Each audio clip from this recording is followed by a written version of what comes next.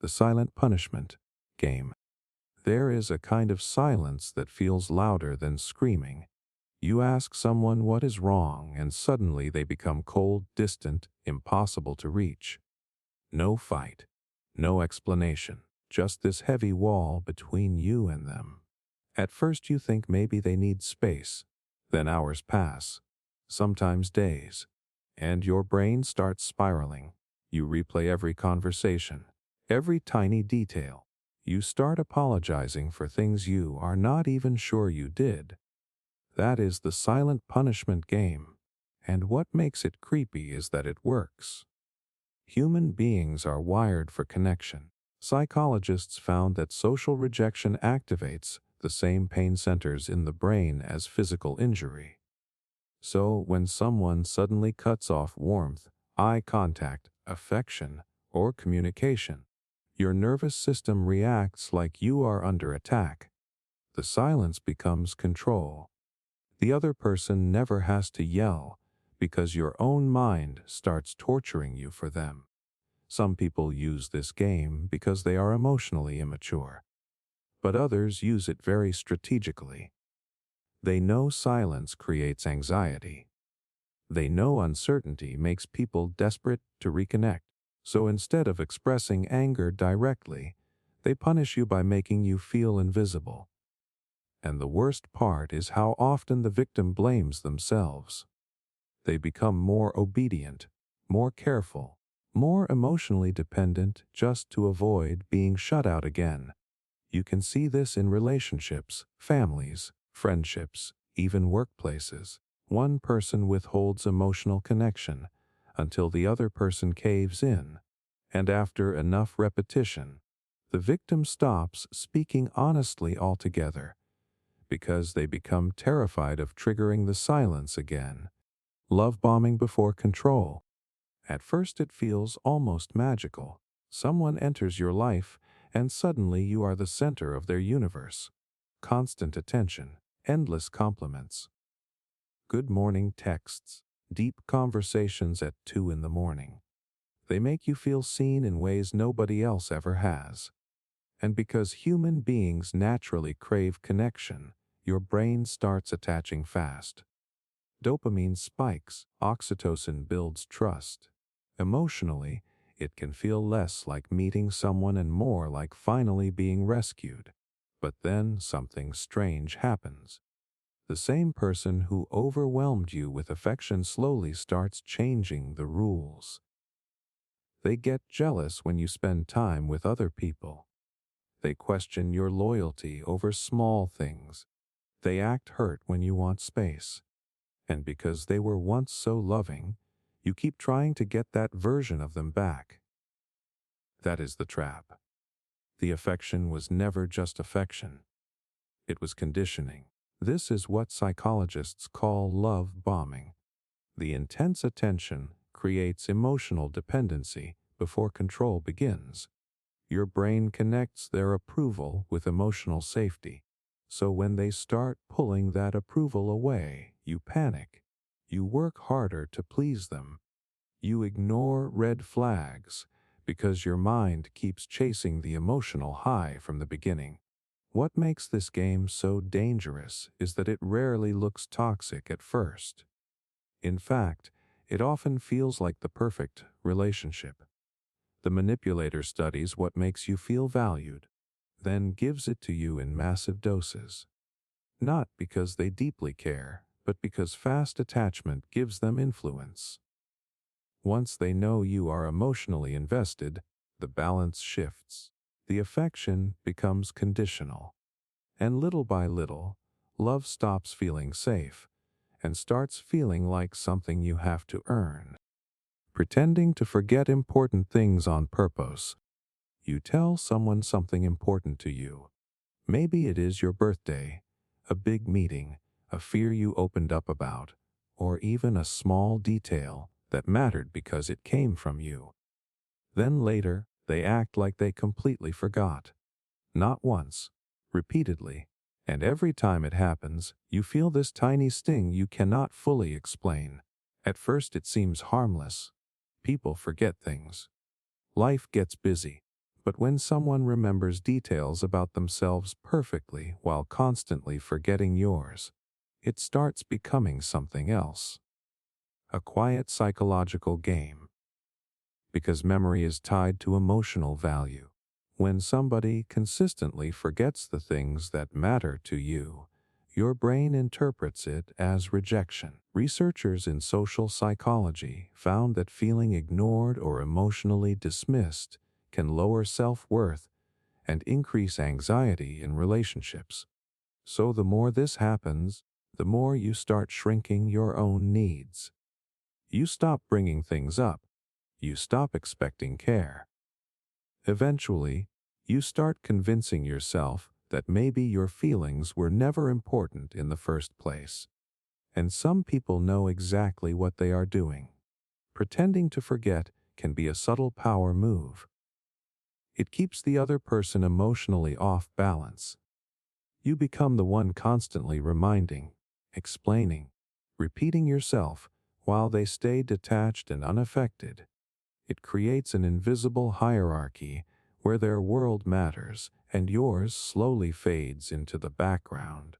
The creepy part is that they can always deny it.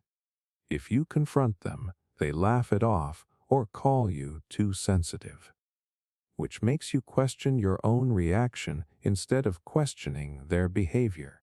Over time, this game changes people. They become quieter, less expressive, easier to control.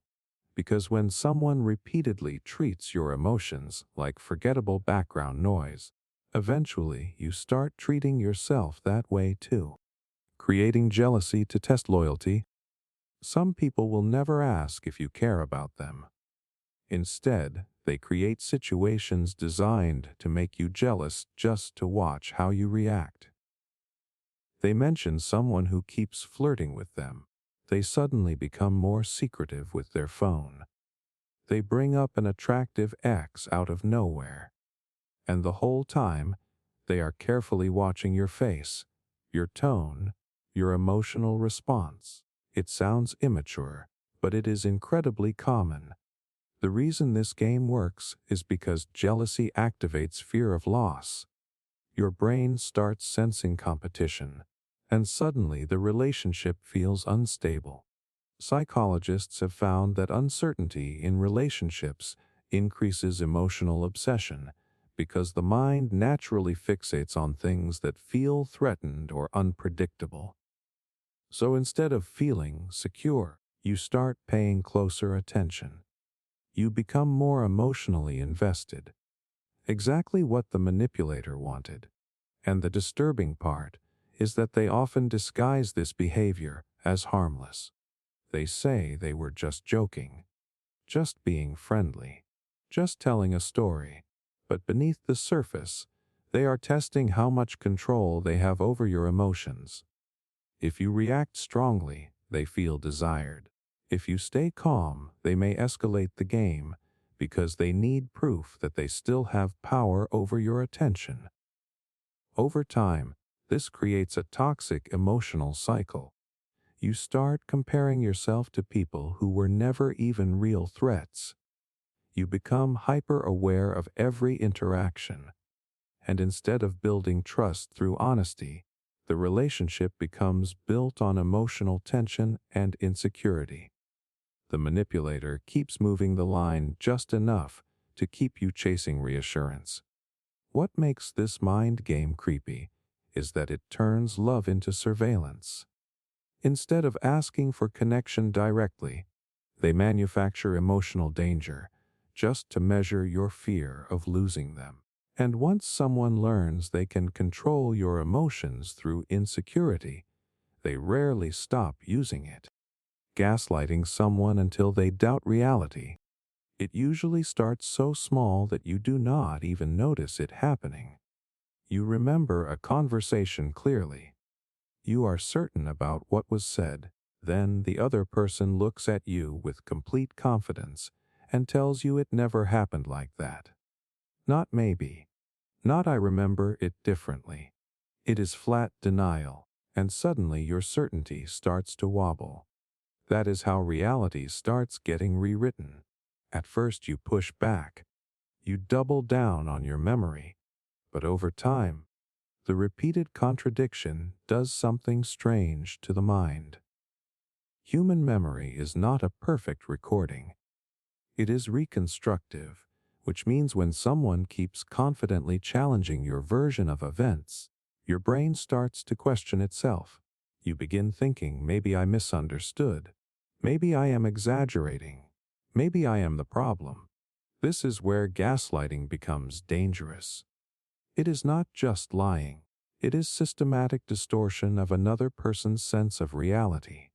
When someone consistently denies your experiences, minimizes your emotions, or flips situations so you are always wrong, your confidence in your own perception weakens.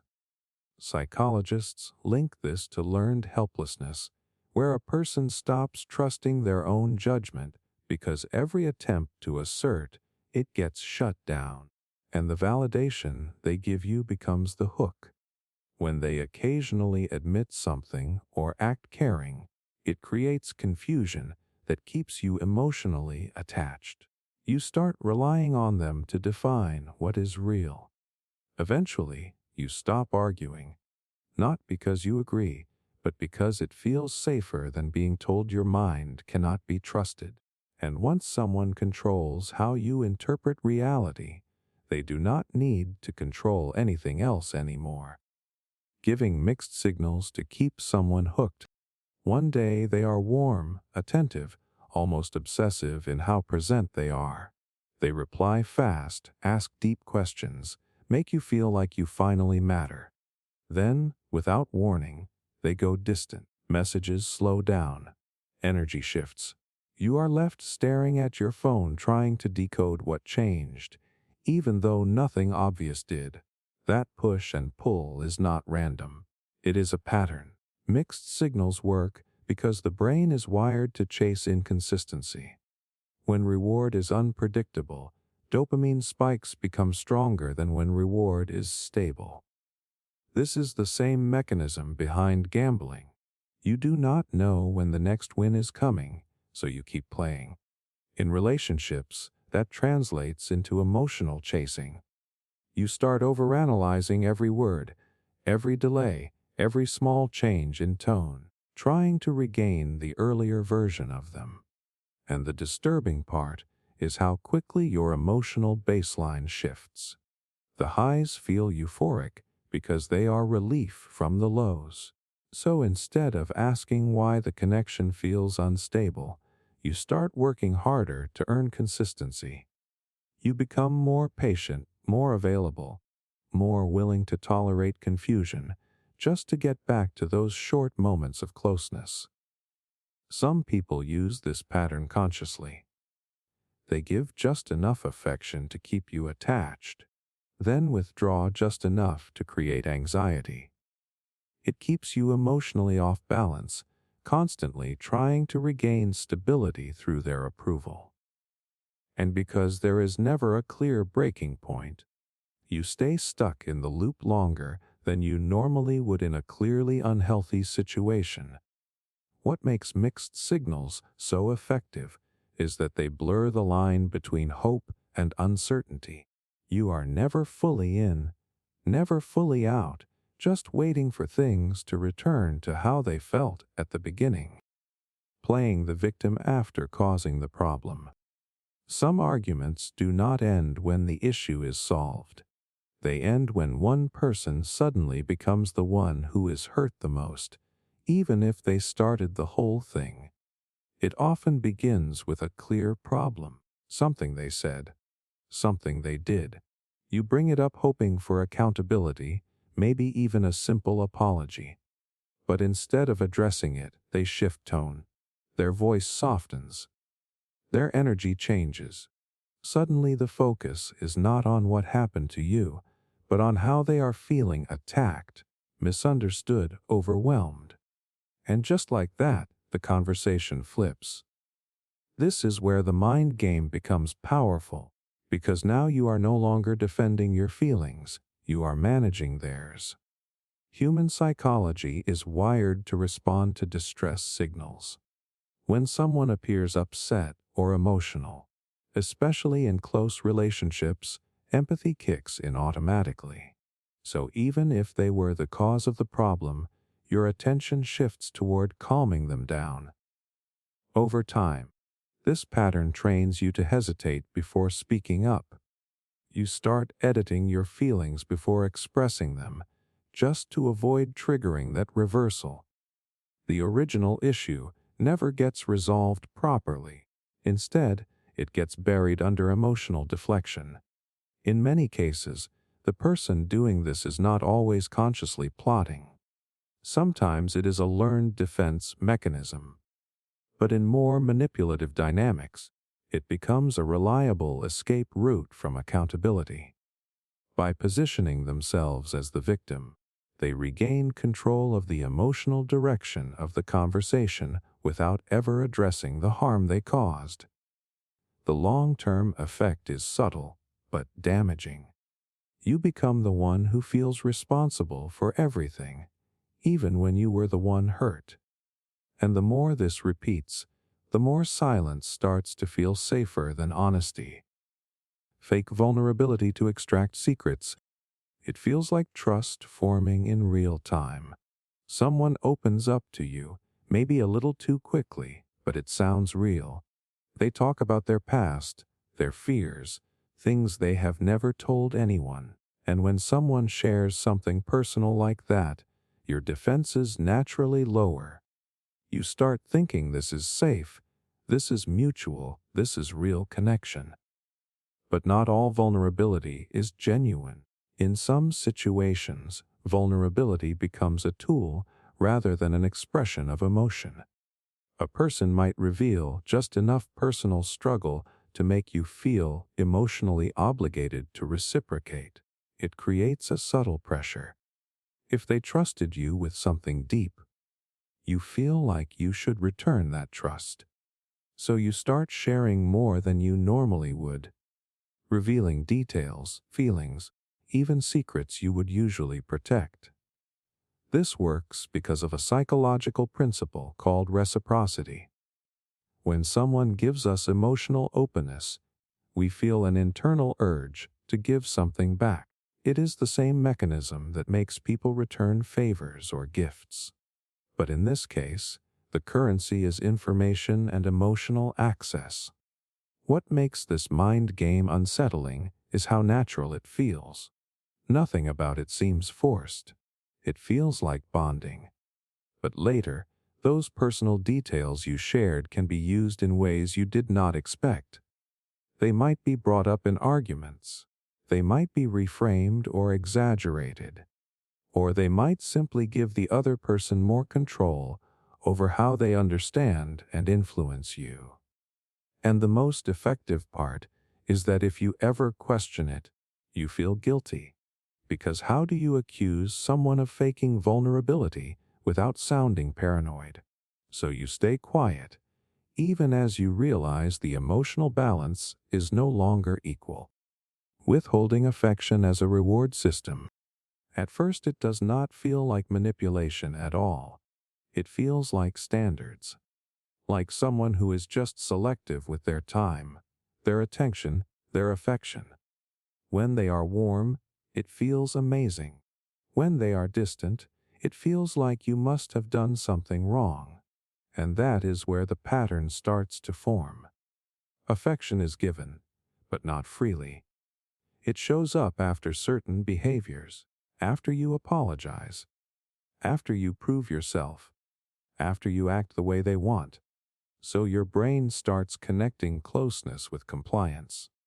You are not just receiving love anymore, you are earning it. Psychologically, this taps into operant conditioning, the same learning process where rewards shape behavior. When emotional warmth becomes unpredictable and conditional, you start adjusting yourself to trigger it more often. You overthink what you said. You monitor your tone. You become more agreeable, not because you feel safe, but because you are trying to avoid emotional withdrawal. The unsettling part is how subtle it is. There is no obvious rule book. You are not told directly what to do. You just slowly learn that certain versions of you get affection and other versions get distance. So you start editing yourself in real time, trying to stay in the version that gets approval. Over time, the relationship stops feeling like connection and starts feeling like performance. You are constantly observing the other person for signs of reward or withdrawal, almost like reading a scoreboard you never agreed to play on. And the more inconsistent the affection becomes, the harder you work to win it back, even when it costs you your own emotional stability. Making someone compete for attention, it never looks like a competition at first. It looks like someone who is just popular, busy, in demand. They take a little longer to reply. They mention they are hanging out with others. They stay slightly out of reach, and that distance creates curiosity instead of concern. But then something shifts. You start noticing you are not the only one trying to earn their attention. There are other people in the picture, not always directly, but implied. A story about someone else texting them all day. A casual mention of someone who always wants to spend time with them. Suddenly, attention feels like something limited that you have to compete for. This is where the psychological effect kicks in. Scarcity changes perception. When something feels limited, the brain assigns it more value. So instead of relaxing into the connection, you start monitoring your position. Am I still the favorite? Am I still important? Did someone else just move ahead of me? The manipulation is rarely direct. It is not a statement like compete for me. It is subtle positioning. Enough warmth to keep you interested, but enough ambiguity to keep you uncertain. That uncertainty keeps your focus locked on them because you are constantly trying to secure your place. Over time, it changes how you behave. You become more available, more accommodating, more reactive. Not because the relationship is healthy, but because you are afraid of losing your spot. And the more you try to secure attention, the more valuable it seems to become, even when it is being controlled through comparison and distance rather than genuine connection. Turning friends against each other quietly. It rarely starts with anything obvious. No big fight, no clear accusation. Just small conversations that feel harmless on the surface. A comment here, a raised eyebrow there, a story shared in confidence that was never meant to be repeated. And slowly, the perception of reality begins to shift inside a group. One person hears that another person said something negative about them. Not directly, but through a trusted voice. Then that same story gets slightly adjusted when it is repeated to someone else. Details change just enough to create doubt. Suddenly, people are not reacting to what actually happened, but to what they think others might be thinking. This is how quiet division spreads. Psychologically, this works because humans rely heavily on social trust. We assume that information coming from a friend is filtered through care and accuracy. So when misinformation is delivered through someone we trust, it bypasses our normal skepticism. Over time, that creates invisible tension inside the group. People start second-guessing intentions, re-rating old conversations, and interpreting neutral behavior as hidden meaning. What makes this dynamic especially destructive is that no one sees a single clear villain. Instead, relationships slowly erode through misunderstanding and indirect influence. People begin forming smaller alliances, sharing less openly, and protecting themselves emotionally without realizing they are being guided into separation. In more intentional cases, one person benefits from this confusion. By controlling what each side believes about the other, they stay central to both sides. They become the translator, the mediator, the one who seems to understand everyone best. But underneath that position is a network that only stays alive because trust between others is quietly weakened. And by the time people realize what happened, they are often already standing on opposite sides of a conflict they never directly chose. Acting cold to trigger anxiety. It is not always anger. Sometimes it is just distance. Someone who used to be warm suddenly becomes flat.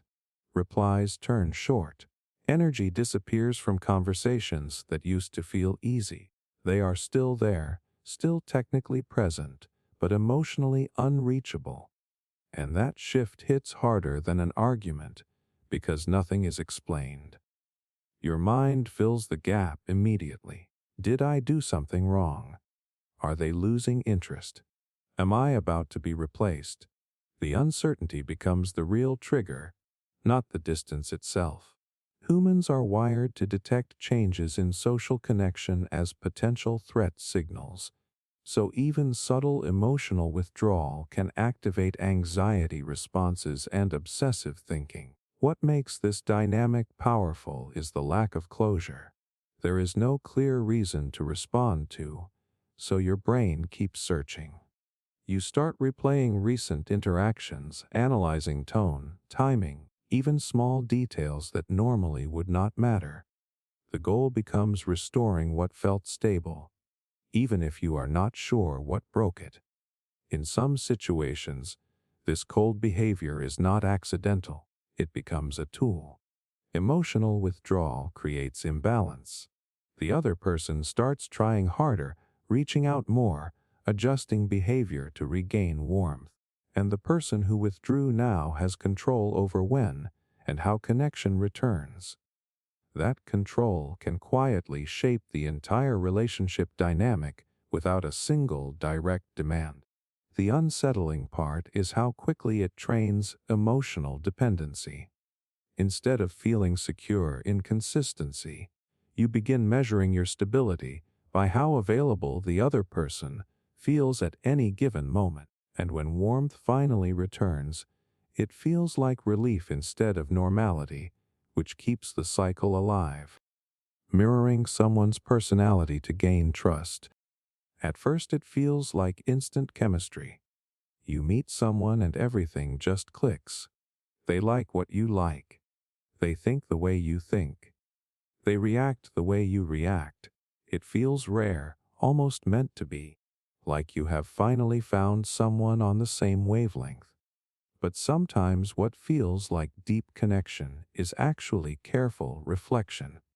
Mirroring is when someone subtly copies your personality traits, speech patterns, interests, or emotional responses to build fast trust.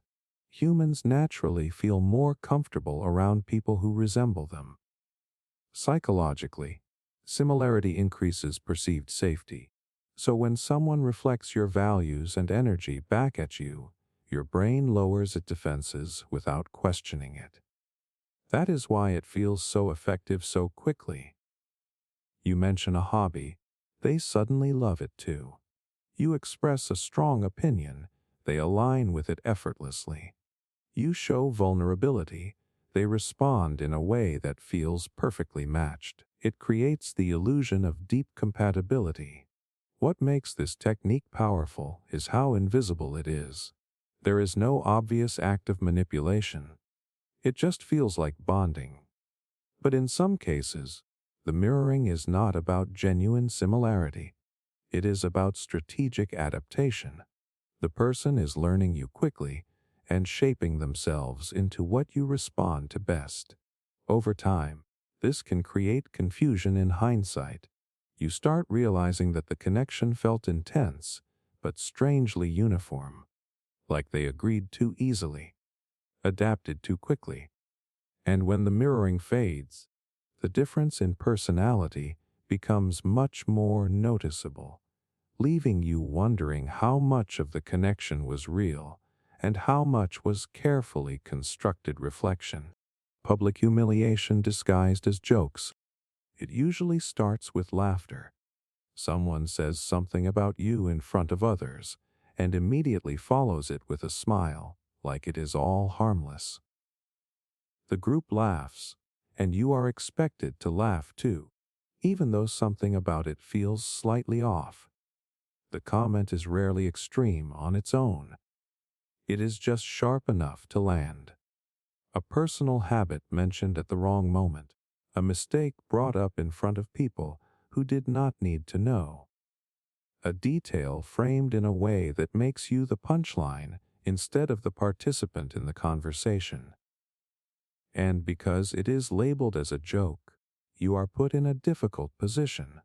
If you react, you risk looking too sensitive. If you stay silent, it happens again. That is where the pressure builds. The emotional impact is not just the comment itself, but the social environment around it. Laughter from others reinforces the moment, turning discomfort into something public and shared. Psychologically, this works through social bonding at your expense. Humans are highly sensitive to group perception. Being lightly humiliated in front of others can trigger shame responses, even when the situation is framed as humor. Over time, repeated experiences like this can make a person more self-conscious, less likely to speak freely, and more focused on avoiding becoming the target again. In some dynamics, it becomes a subtle hierarchy tool. The person making the jokes controls the social tone, and the target slowly learns to adjust behavior to avoid being turned into entertainment again. The humor acts as a shield, making it harder to challenge without disrupting the group atmosphere. And the most complicated part is that from the outside, nothing ever looks serious enough to call out. But inside the person being targeted, the message becomes very clear. You are safe here, but only as long as you stay careful. Pretending to be too boozy for power. It never starts with rejection. It starts with delay. Messages come back later than they used to. Plans take longer to confirm. Responses feel slightly shorter, slightly less invested. The explanation is always the same on the surface. Just busy, just overwhelmed, just a lot going on right now.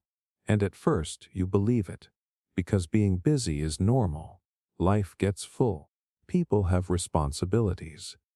But over time, you notice something subtle. They are not equally unavailable to everyone.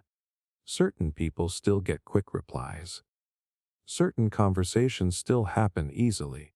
The distance is selective, and that is when it starts to feel less like schedule pressure and more like control. Psychologically, this creates uncertainty, and uncertainty drives attention. When access to someone becomes inconsistent, your brain starts prioritizing them more, not less. You check your phone more often. You think about them more frequently. You start adjusting your expectations downward just to stay connected at all. What makes this dynamic powerful is that it does not require direct confrontation. There is no argument, no clear boundary statement, no explicit rejection, just controlled availability. And controlled availability creates perceived value.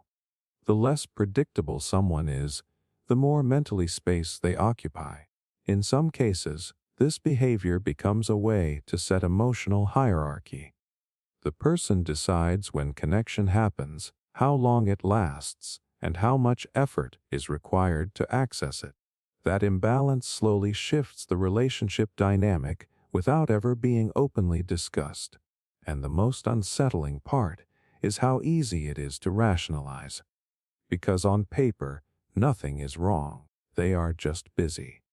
But emotionally, you are left constantly trying to earn time from someone who decides, without saying it, that your access to them is conditional.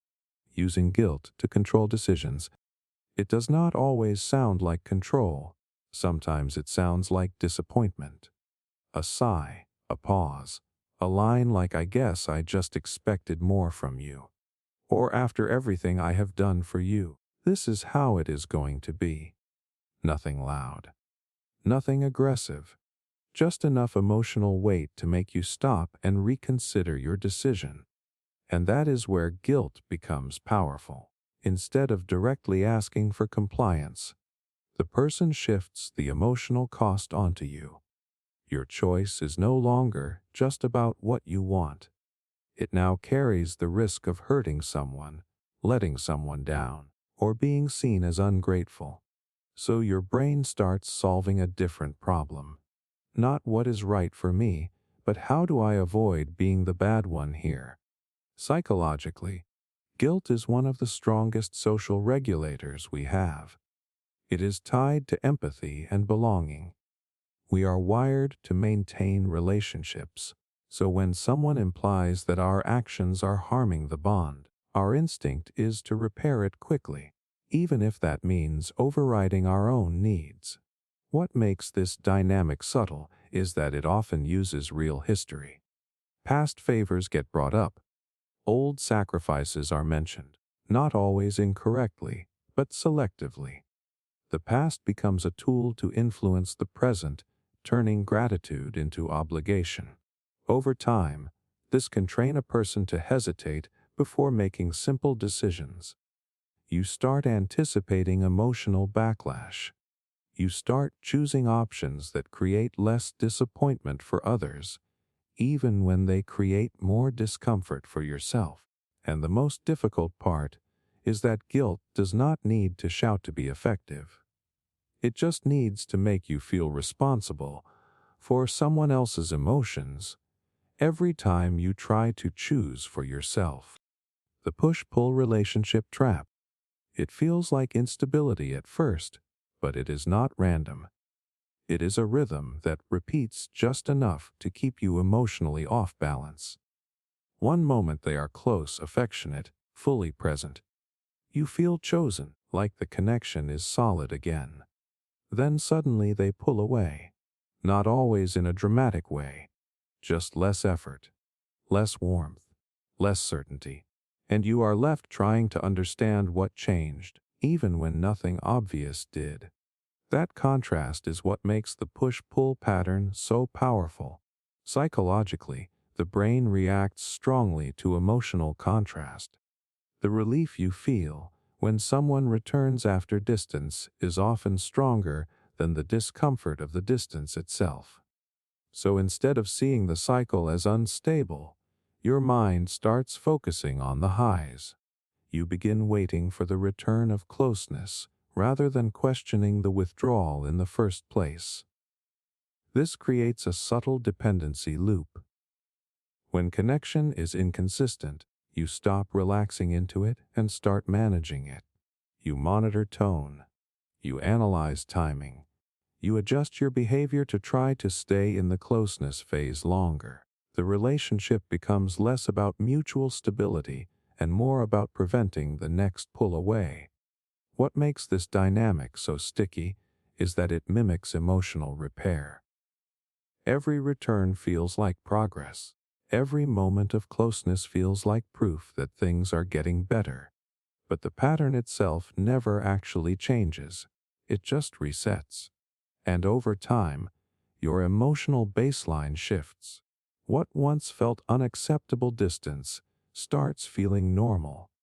And what once felt like basic consistency starts feeling like something rare you have to hold on to carefully. Deliberately confusing conversations. You walk away from the conversation feeling like you lost something you cannot name.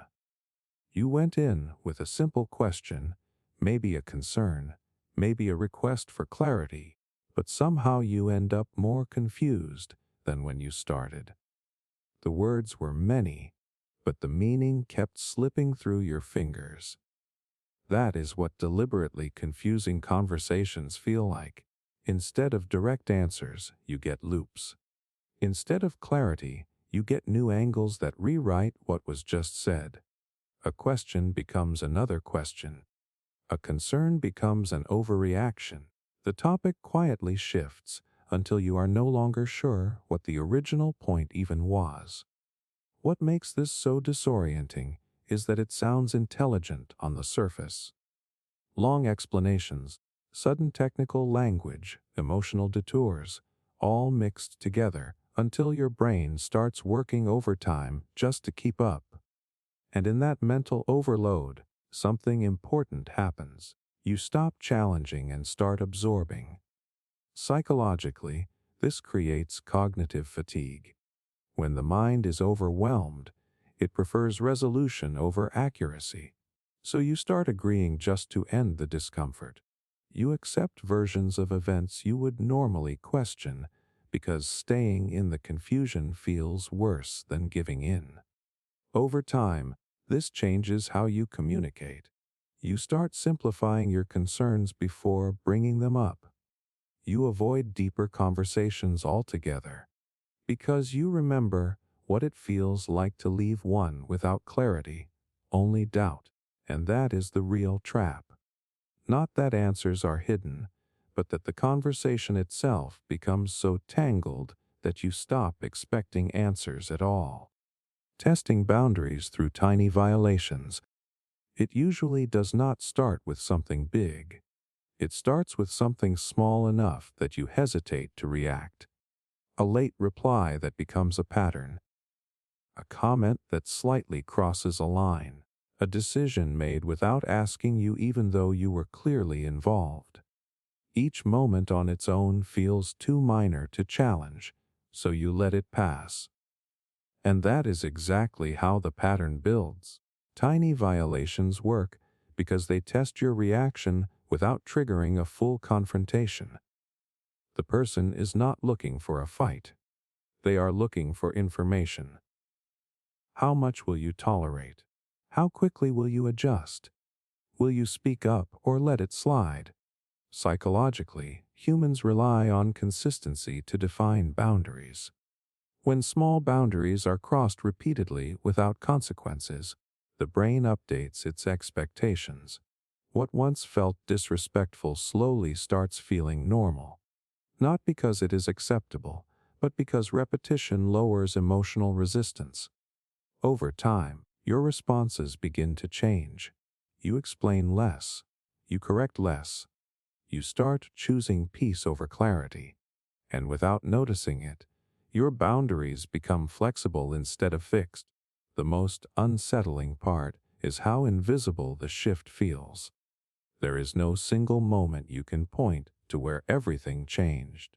Just a series of small allowances that gradually reshape what you believe you can expect from others.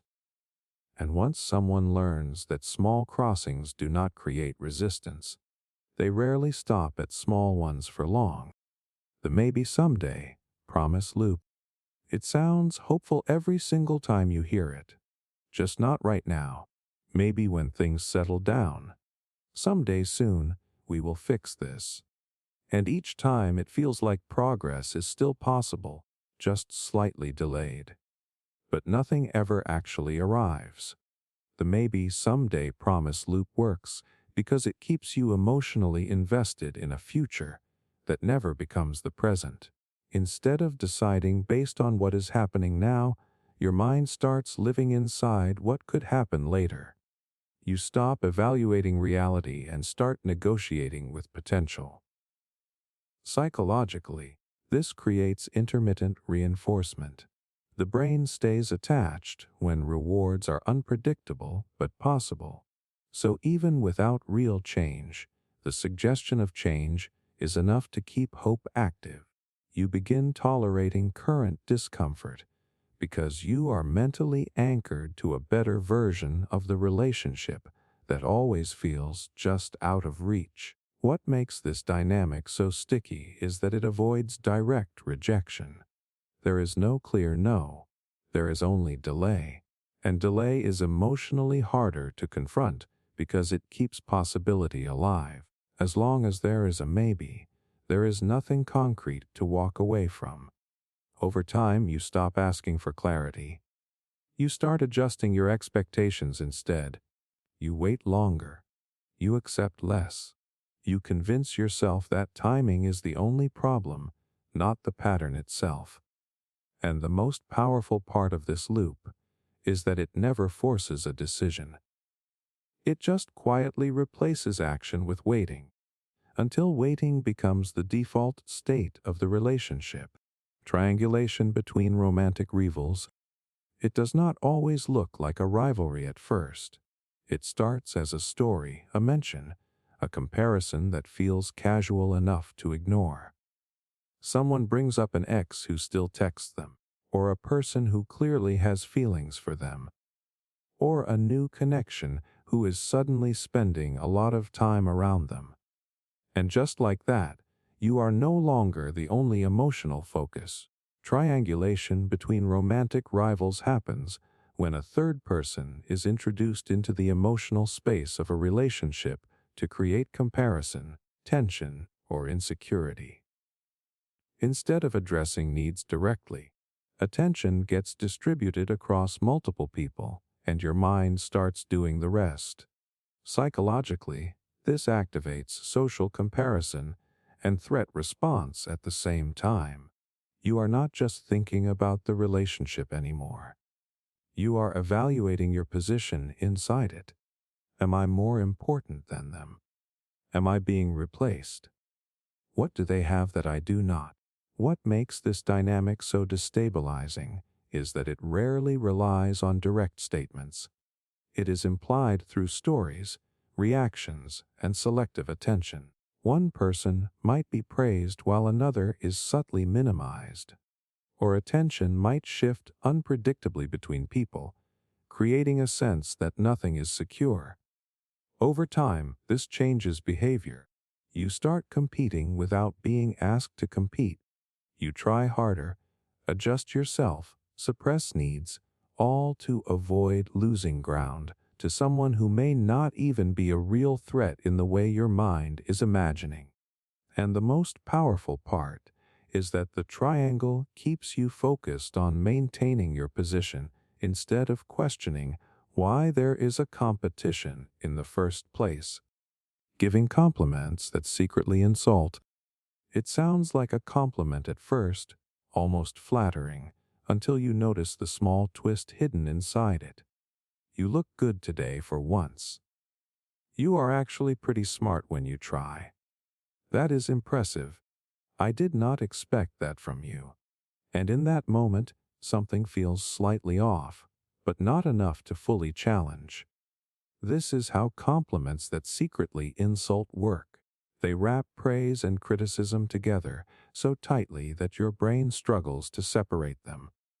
You hear the approval first, but the condition attached to it quietly lingers underneath. Psychologically, this creates a subtle shift in self-perception. Instead of feeling fully appreciated, you start scanning yourself for flaws that might justify the hidden message. You become more aware of how you are being evaluated rather than how you actually feel. What makes this dynamic powerful is its ambiguity. If you react, it can be dismissed as a joke or misunderstanding. That uncertainty puts you in a position where you question your reaction instead of questioning the comment itself. Over time, repeated exposure to this pattern can slowly chip away at confidence. You start working harder to avoid the implied criticism. You try to become the version of yourself that does not trigger those backhanded remarks, even though the target keeps shifting. And the most unsettling part is that from the outside it still looks like praise. But inside the relationship, it quietly trains you to associate approval with correction instead of acceptance. Keeping someone emotionally dependent, at first it feels like being needed, like you matter more to this person than anyone else does. They turn to you for everything. Their emotions, their decisions, even their sense of stability. It feels intense, almost like closeness on a deeper level than normal relationships. But slowly, that closeness starts to have weight. Keeping someone emotionally dependent is not always loud or obvious. It often looks like being indispensable. They become your main source of comfort, validation, and clarity. When they are stressed, you are the one who fixes it. When they are unsure, you are the one who reassures them. When they feel low, you are the one who lifts them back up. Psychologically, this creates attachment through responsibility. The brain starts linking your presence with relief from emotional discomfort. So even when the dynamic becomes draining, stepping away feels like causing harm, not just leaving. What makes this pattern powerful is that it can blur the line between care and control. The more someone relies on you emotionally, the harder it becomes for them to challenge you or distance themselves. Their stability starts to depend on your availability, which creates an invisible pressure to stay. Over time, the relationship stops feeling equal. One person becomes the emotional center, while the other becomes orbiting support. Needs get unbalanced, but leaving feels impossible because too much emotional meaning has been attached to staying. And the most difficult part is that dependence often feels like deep connection, even when it is quietly replacing individuality with reliance. Weaponizing personal secrets during arguments. It usually does not happen when things are calm. It happens in the middle of an argument, when emotions are already high and control is slipping. Suddenly, something you told them in trust comes back into the conversation. Not gently, not carefully. It is used like evidence, like ammunition, a private fear, a past mistake. A vulnerable moment you shared in confidence is now being used to win the moment instead of understand it. And that changes everything. Weaponizing personal secrets during arguments is not just about what is said. It is about what it does to trust. The brain stores emotional safety through consistency. When something private is used against you, it creates a violation that goes deeper than the argument itself. It tells you that openness is no longer safe. Psychologically, this creates long-term self-protection. People begin to share less, even in close relationships. They filter their thoughts. They hold back emotional truth because vulnerability now feels like future risk. What makes this dynamic especially damaging is how it shifts the goal of conflict. Instead of solving the problem, the focus becomes gaining advantage. The secret is not used to resolve understanding. It is used to destabilize the other person's position in the argument. Over time, this changes the entire relationship dynamic. Conversations stop being open exchanges and start becoming guarded interactions. You begin to feel like anything you say could be stored, retrieved, and used later in the worst possible moment. And once trust starts operating under that fear, it rarely feels fully safe again. Pretending not to hear you repeatedly. It starts with something small that does not feel worth reacting to. You say their name once and they do not respond. You repeat yourself a little louder and they suddenly hear you, almost like nothing happened the first time. You tell yourself maybe they were distracted. But then it happens again and again. Pretending not to hear you repeatedly is not always about hearing. It is about control through interruption of response. When someone consistently delays or ignores acknowledgement, it creates a subtle emotional friction where you are forced to repeat yourself, raise your voice, or reframe your words just to be recognized. Psychologically, this impacts how people value their own communication. When you are not consistently acknowledged, you start questioning whether what you are saying matters or whether you are saying it correctly. It introduces hesitation into natural expression. What makes this behavior so unsettling is its ambiguity. It can always be explained away as distraction, stress, or multitasking. That uncertainty makes it difficult to confront directly, which is exactly what keeps the pattern going. Over time, you begin adjusting without realizing it. You speak less. You choose simpler words. You wait for the right moment instead of speaking naturally, not because you want to, but because being ignored repeatedly teaches your brain to reduce effort in order to avoid frustration. And the most subtle effect is that silence stops feeling neutral. It starts feeling like a response in itself, one that slowly reshapes how confidently you express yourself, making someone feel replaceable. It does not usually come as a direct threat. Nobody says you can be replaced. Instead, it shows up in small moments that slowly change how secure you feel in the connection. They mention how many people they know who would understand them just as well. They talk about how easy it is for them to meet new people. They stay emotionally slightly detached even when things feel close.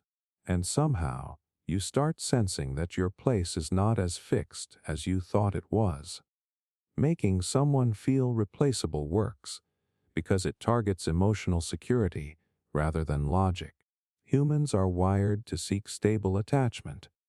When that stability feels uncertain, the mind shifts into protection mode. You start monitoring your behavior more closely, trying to avoid anything that might push you out of favor. Psychologically, this creates a quiet form of dependency through insecurity. Instead of feeling valued for who you are, you start feeling valued only as long as you maintain a certain level of performance or alignment. That creates pressure to constantly earn your place. What makes this dynamic powerful is that it rarely needs direct comparison. The suggestion of alternatives is enough. Just the idea that someone else could easily fill your role forces your attention back onto maintaining the connection instead of questioning its stability. Over time, this can reshape how you show up in relationships. You become more careful, more accommodating, more reactive. Not because you feel secure, but because you are trying not to become unnecessary. And the most unsettling part is that the fear of being replaceable can make someone hold on to a connection even when it no longer feels emotionally safe. Using silence to force confessions. Silence can feel peaceful, but in the wrong hands it becomes pressure without words. You say something that creates tension, maybe a mistake, maybe a misunderstanding, maybe something they do not like. Instead of responding, they go quiet. Not normal quiet, intentional quiet. The kind that fills every second of the room with uncertainty. And suddenly, you are the one carrying the conversation. Using silence to force confessions works because the human brain is deeply uncomfortable with unresolved social tension. When someone withdraws communication, your mind starts searching for a way to restore balance. You replay what you said. You question your tone. You start filling the silence with possibilities, most of them pointing back at your own fault. Psychologically, this creates pressure through ambiguity. There is no direct accusation, no clear demand, just absence of response. And in that absence, people often volunteer more information than they normally would, just to end the discomfort. What makes this dynamic powerful is that silence feels passive, so it is rarely seen as control. But it actively shifts responsibility onto the other person to repair the emotional gap. The longer it continues, the more likely the other person is to explain, justify, or even admit things just to bring the interaction back to normal. Over time, this can train someone to over-explain themselves. They start confessing early, adding extra details, or taking blame preemptively just to avoid the emotional weight of being left in silence. And the most subtle effect is that silence stops feeling like nothing. It starts feeling like a question you are constantly trying to answer. Fake kindness with hidden motives. It feels safe at first, almost comforting. Someone is unusually kind to you. They check in more than expected. They offer help before you even ask. They listen in a way that makes you feel seen, and because kindness is rare, your guard naturally drops. But over time, patterns start to emerge. Fake kindness with hidden motives is not about being nice for no reason. It is about creating emotional access. The kindness is real in action, but not always neutral in intention.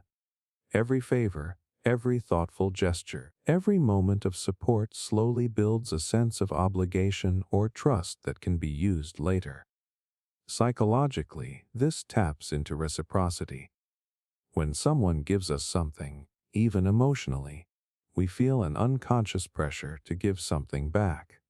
So when kindness is used strategically, it can create an imbalance where you feel more indebted than you realize. What makes this dynamic hard to spot is that nothing seems wrong in isolation. Each kind act feels positive on its own, but the direction matters. If support consistently flows one way during vulnerable moments, it can create dependence or expectation without being openly stated. Over time, you may notice subtle shifts. Saying no feels harder. Setting boundaries feels uncomfortable. You start considering their feelings before your own because their kindness has quietly positioned them as someone you should not disappoint. And the most unsettling part is that questioning it makes you feel ungrateful, which keeps the cycle protected even when your instincts start to sense something is off. Though I'm only joking, escape tactic. It happens so fast that you almost doubt whether it even happened at all. Someone says something sharp about you in front of others. It lands for a second, people react, you feel that brief sting, and then immediately they add the line, "I am only joking." And just like that, the moment gets rewritten. The "I am only joking" escape tactic works because it allows someone to deliver a real message while avoiding responsibility for how it lands. The content still hits, but the accountability disappears the second it is labeled as humor. That creates confusion for everyone involved, especially the person it was directed at. Psychologically, this puts the target in a difficult position. If you react, you risk being seen as too sensitive or unable to take a joke. If you stay silent, the behavior can repeat without resistance. Over time, this shifts the emotional balance in subtle but powerful ways. What makes this dynamic effective is the ambiguity. Humor creates social protection. It gives the speaker a shield that makes it harder to challenge them without disrupting the group atmosphere. So instead of addressing the impact, attention shifts to whether you can take a joke rather than why the joke was made at your expense. Repeated exposure to this pattern can slowly train someone to tolerate discomfort in silence. They start laughing along even when it hurts a little, just to avoid becoming the problem in the room. And the more that happens, the more the line between humor and harm begins to blur. And the most unsettling part is that everyone remembers it differently afterward, which makes the experience feel impossible to fully prove, even when it clearly happened. Slowly isolating someone from their support system. It rarely looks like isolation at first. It looks like concern.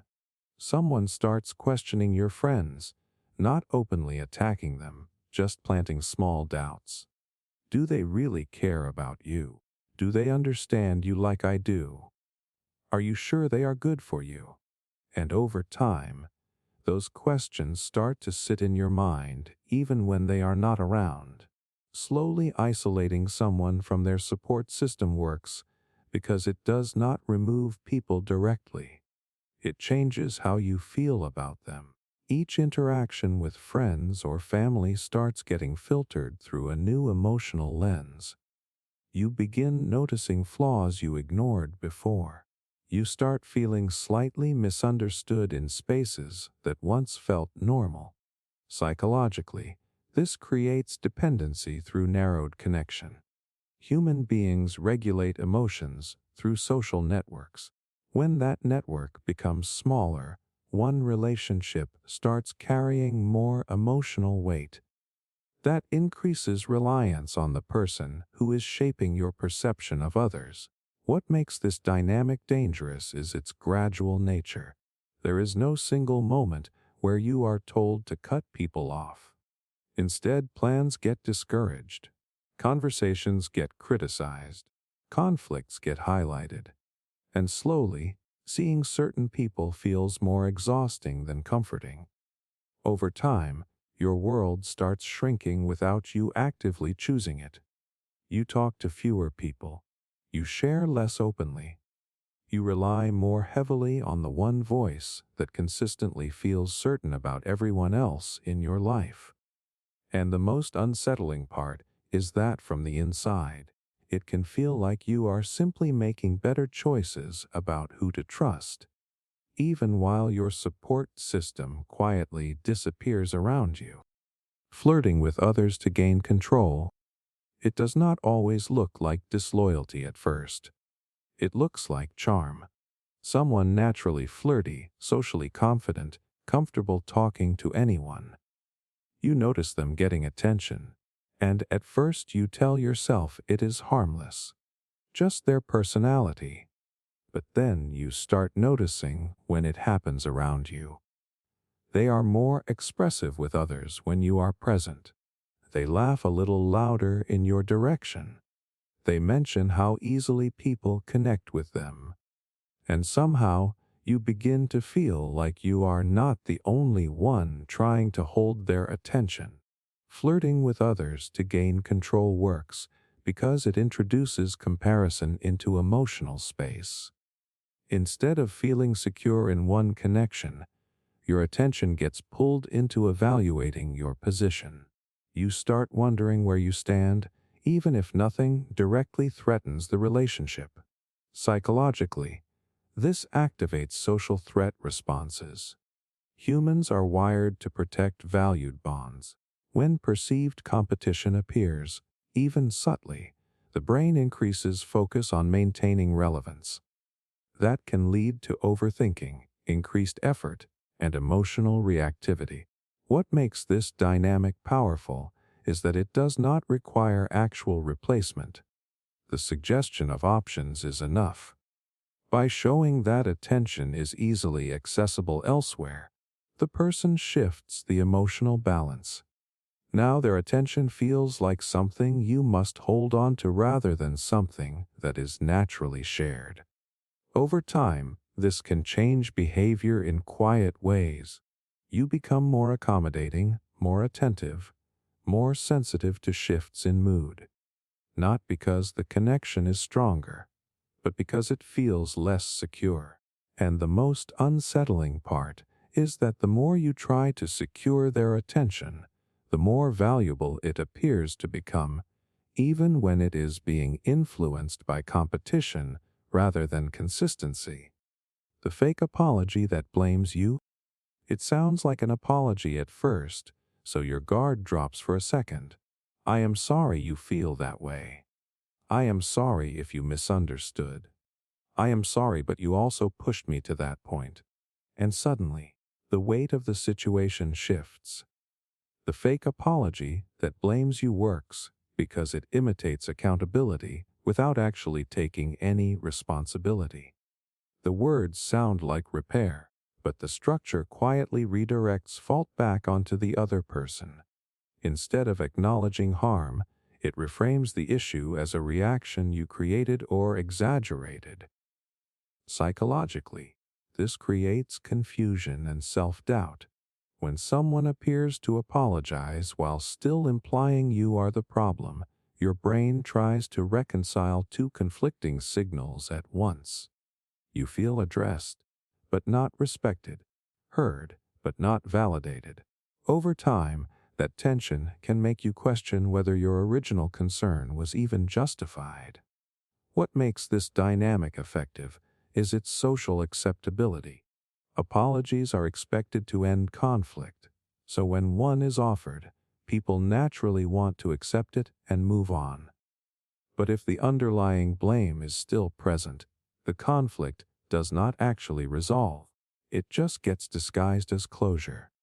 In many cases, this shifts the emotional burden back onto you.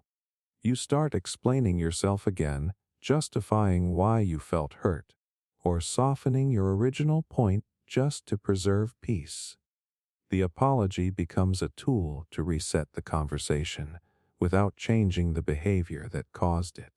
And the most unsettling part is that refusing this kind of apology can make you look like the unreasonable one, even when nothing has truly been repaired. Manipulating through selective memory. It usually starts in a way that feels harmless, almost like a difference in recollection. You remember something clearly, the words, the tone, the context. But when you bring it up, the other person confidently recalls it differently. Not slightly differently, but enough to make you pause. And then it happens again. Manipulating through selective memory works by consistently reshaping shared reality. Certain details are remembered when they are useful, and conveniently forgotten when they are not. Positive moments are recalled with clarity. Problematic ones become blurry or disputed. Over time, the shared history of events starts to feel unstable. Psychologically, this creates self-doubt. Human memory is reconstructive, which means we rely heavily on external confirmation to validate our experiences. When someone repeatedly contradicts your version of events with confidence, your brain starts questioning its own accuracy instead of questioning their pattern. What makes this dynamic powerful is how normal it appears. Memory is imperfect for everyone, so the inconsistencies can always be dismissed as honest mistakes. But when the pattern consistently benefits one person, it starts shaping the emotional narrative of the relationship. You may find yourself over-explaining or even avoiding certain topics because you anticipate your version will be rewritten or challenged. The goal slowly shifts from being understood to simply avoiding contradiction. And the most unsettling part is that over time, the relationship begins to feel like it is built on two completely different histories, even though only one version is consistently being reinforced. Acting helpless so others take responsibility. At first it looks like innocence, like someone who just needs a bit of help navigating things. They ask for small favors, simple guidance, little things that do not feel like a burden. And because helping feels natural, you step in without thinking too much about it. But then the pattern starts to repeat. Acting helpless so others take responsibility works by slowly shifting ownership of tasks, decisions, and emotional labor onto someone else. It is not always loud or obvious. It can sound like I do not know how to do this, or can you just handle it, because you are better at it. Over time, those small requests begin to form a habit where you become the default problem solver. Psychologically, this creates learned responsibility imbalance. When one person consistently steps in, the other unconsciously learns that effort is not required from them in the same way.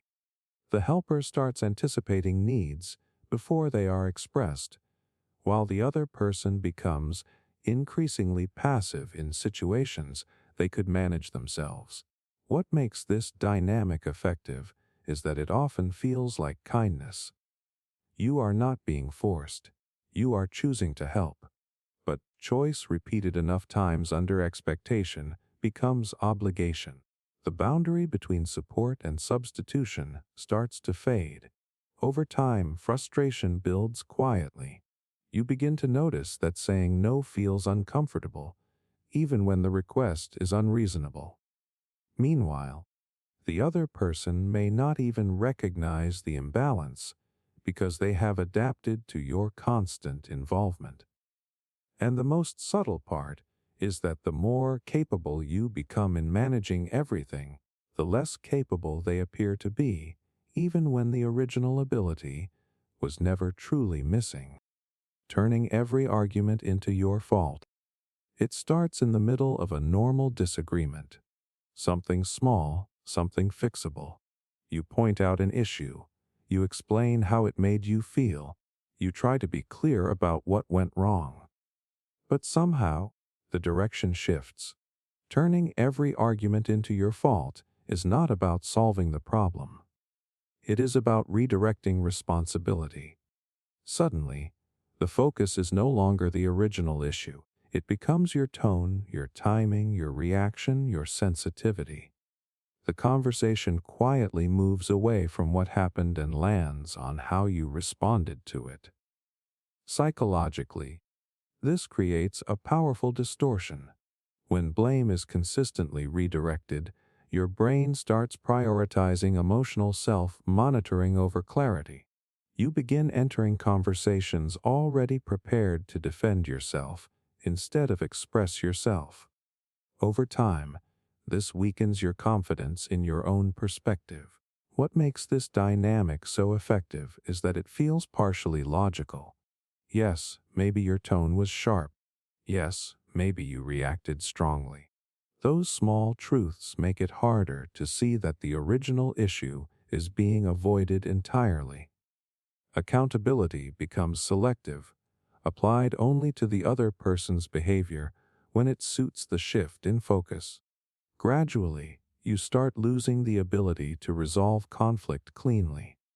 Every disagreement becomes a loop where you end up apologizing, even when you were the one initially affected. The problem never gets addressed, but the emotional responsibility keeps getting reassigned.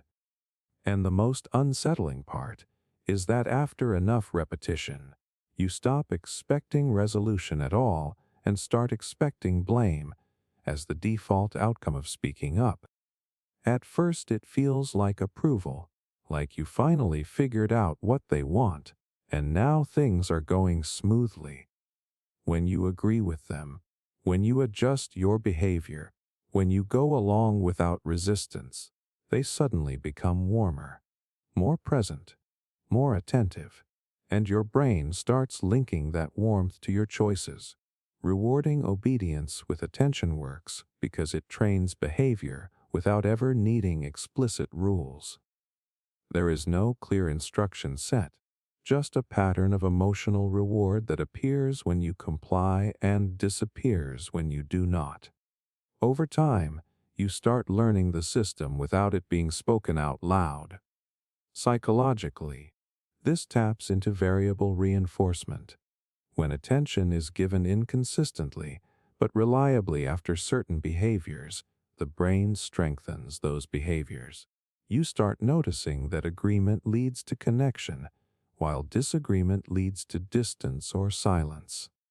So naturally, you begin choosing the path that keeps the connection alive. What makes this dynamic subtle is that it feels like harmony at first.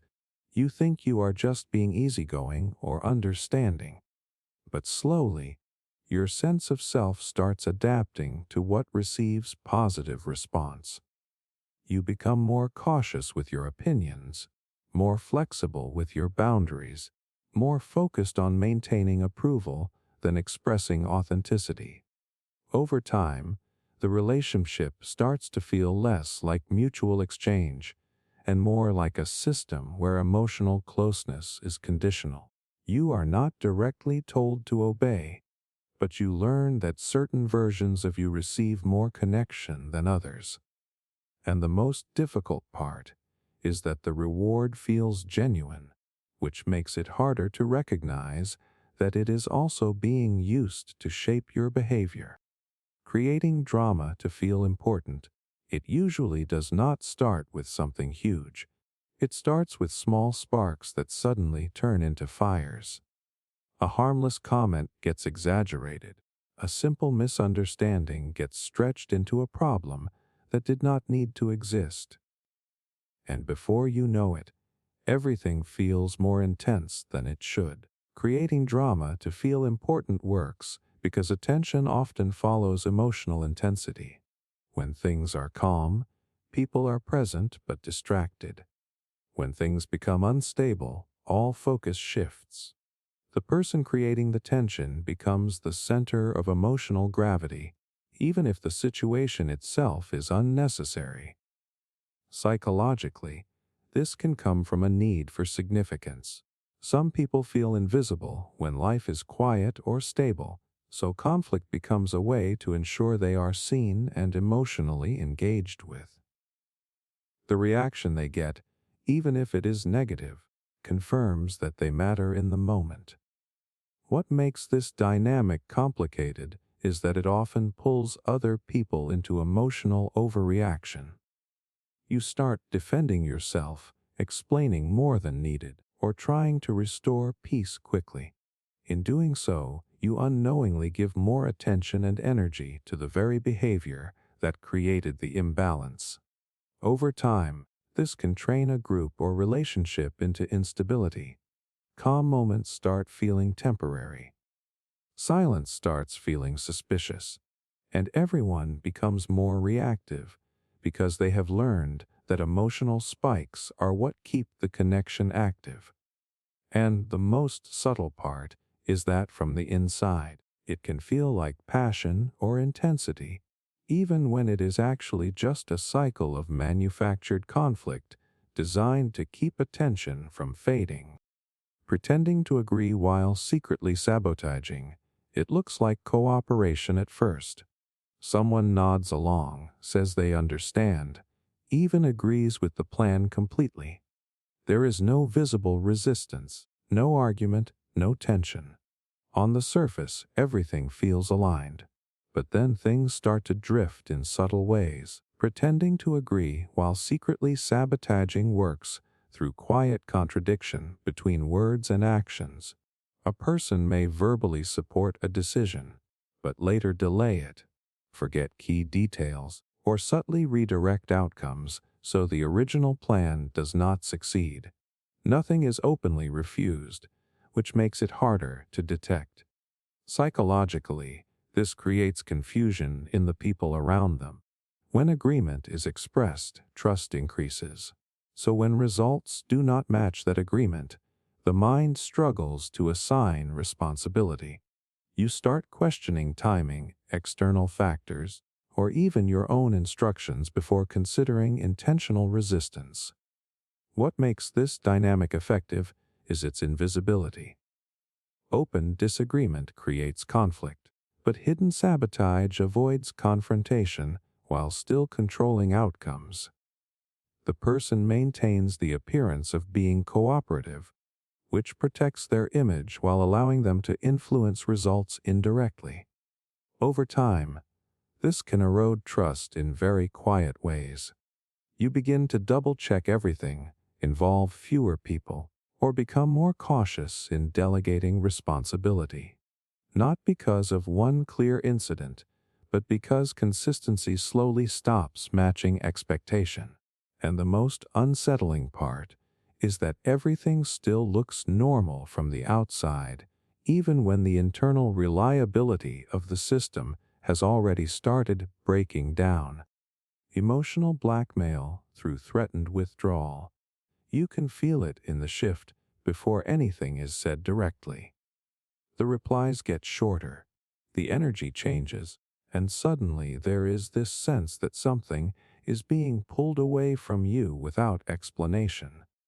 Then comes a line that sounds calm on the surface, but carries weight underneath it, like maybe I should just stop talking, or I guess I am the problem here.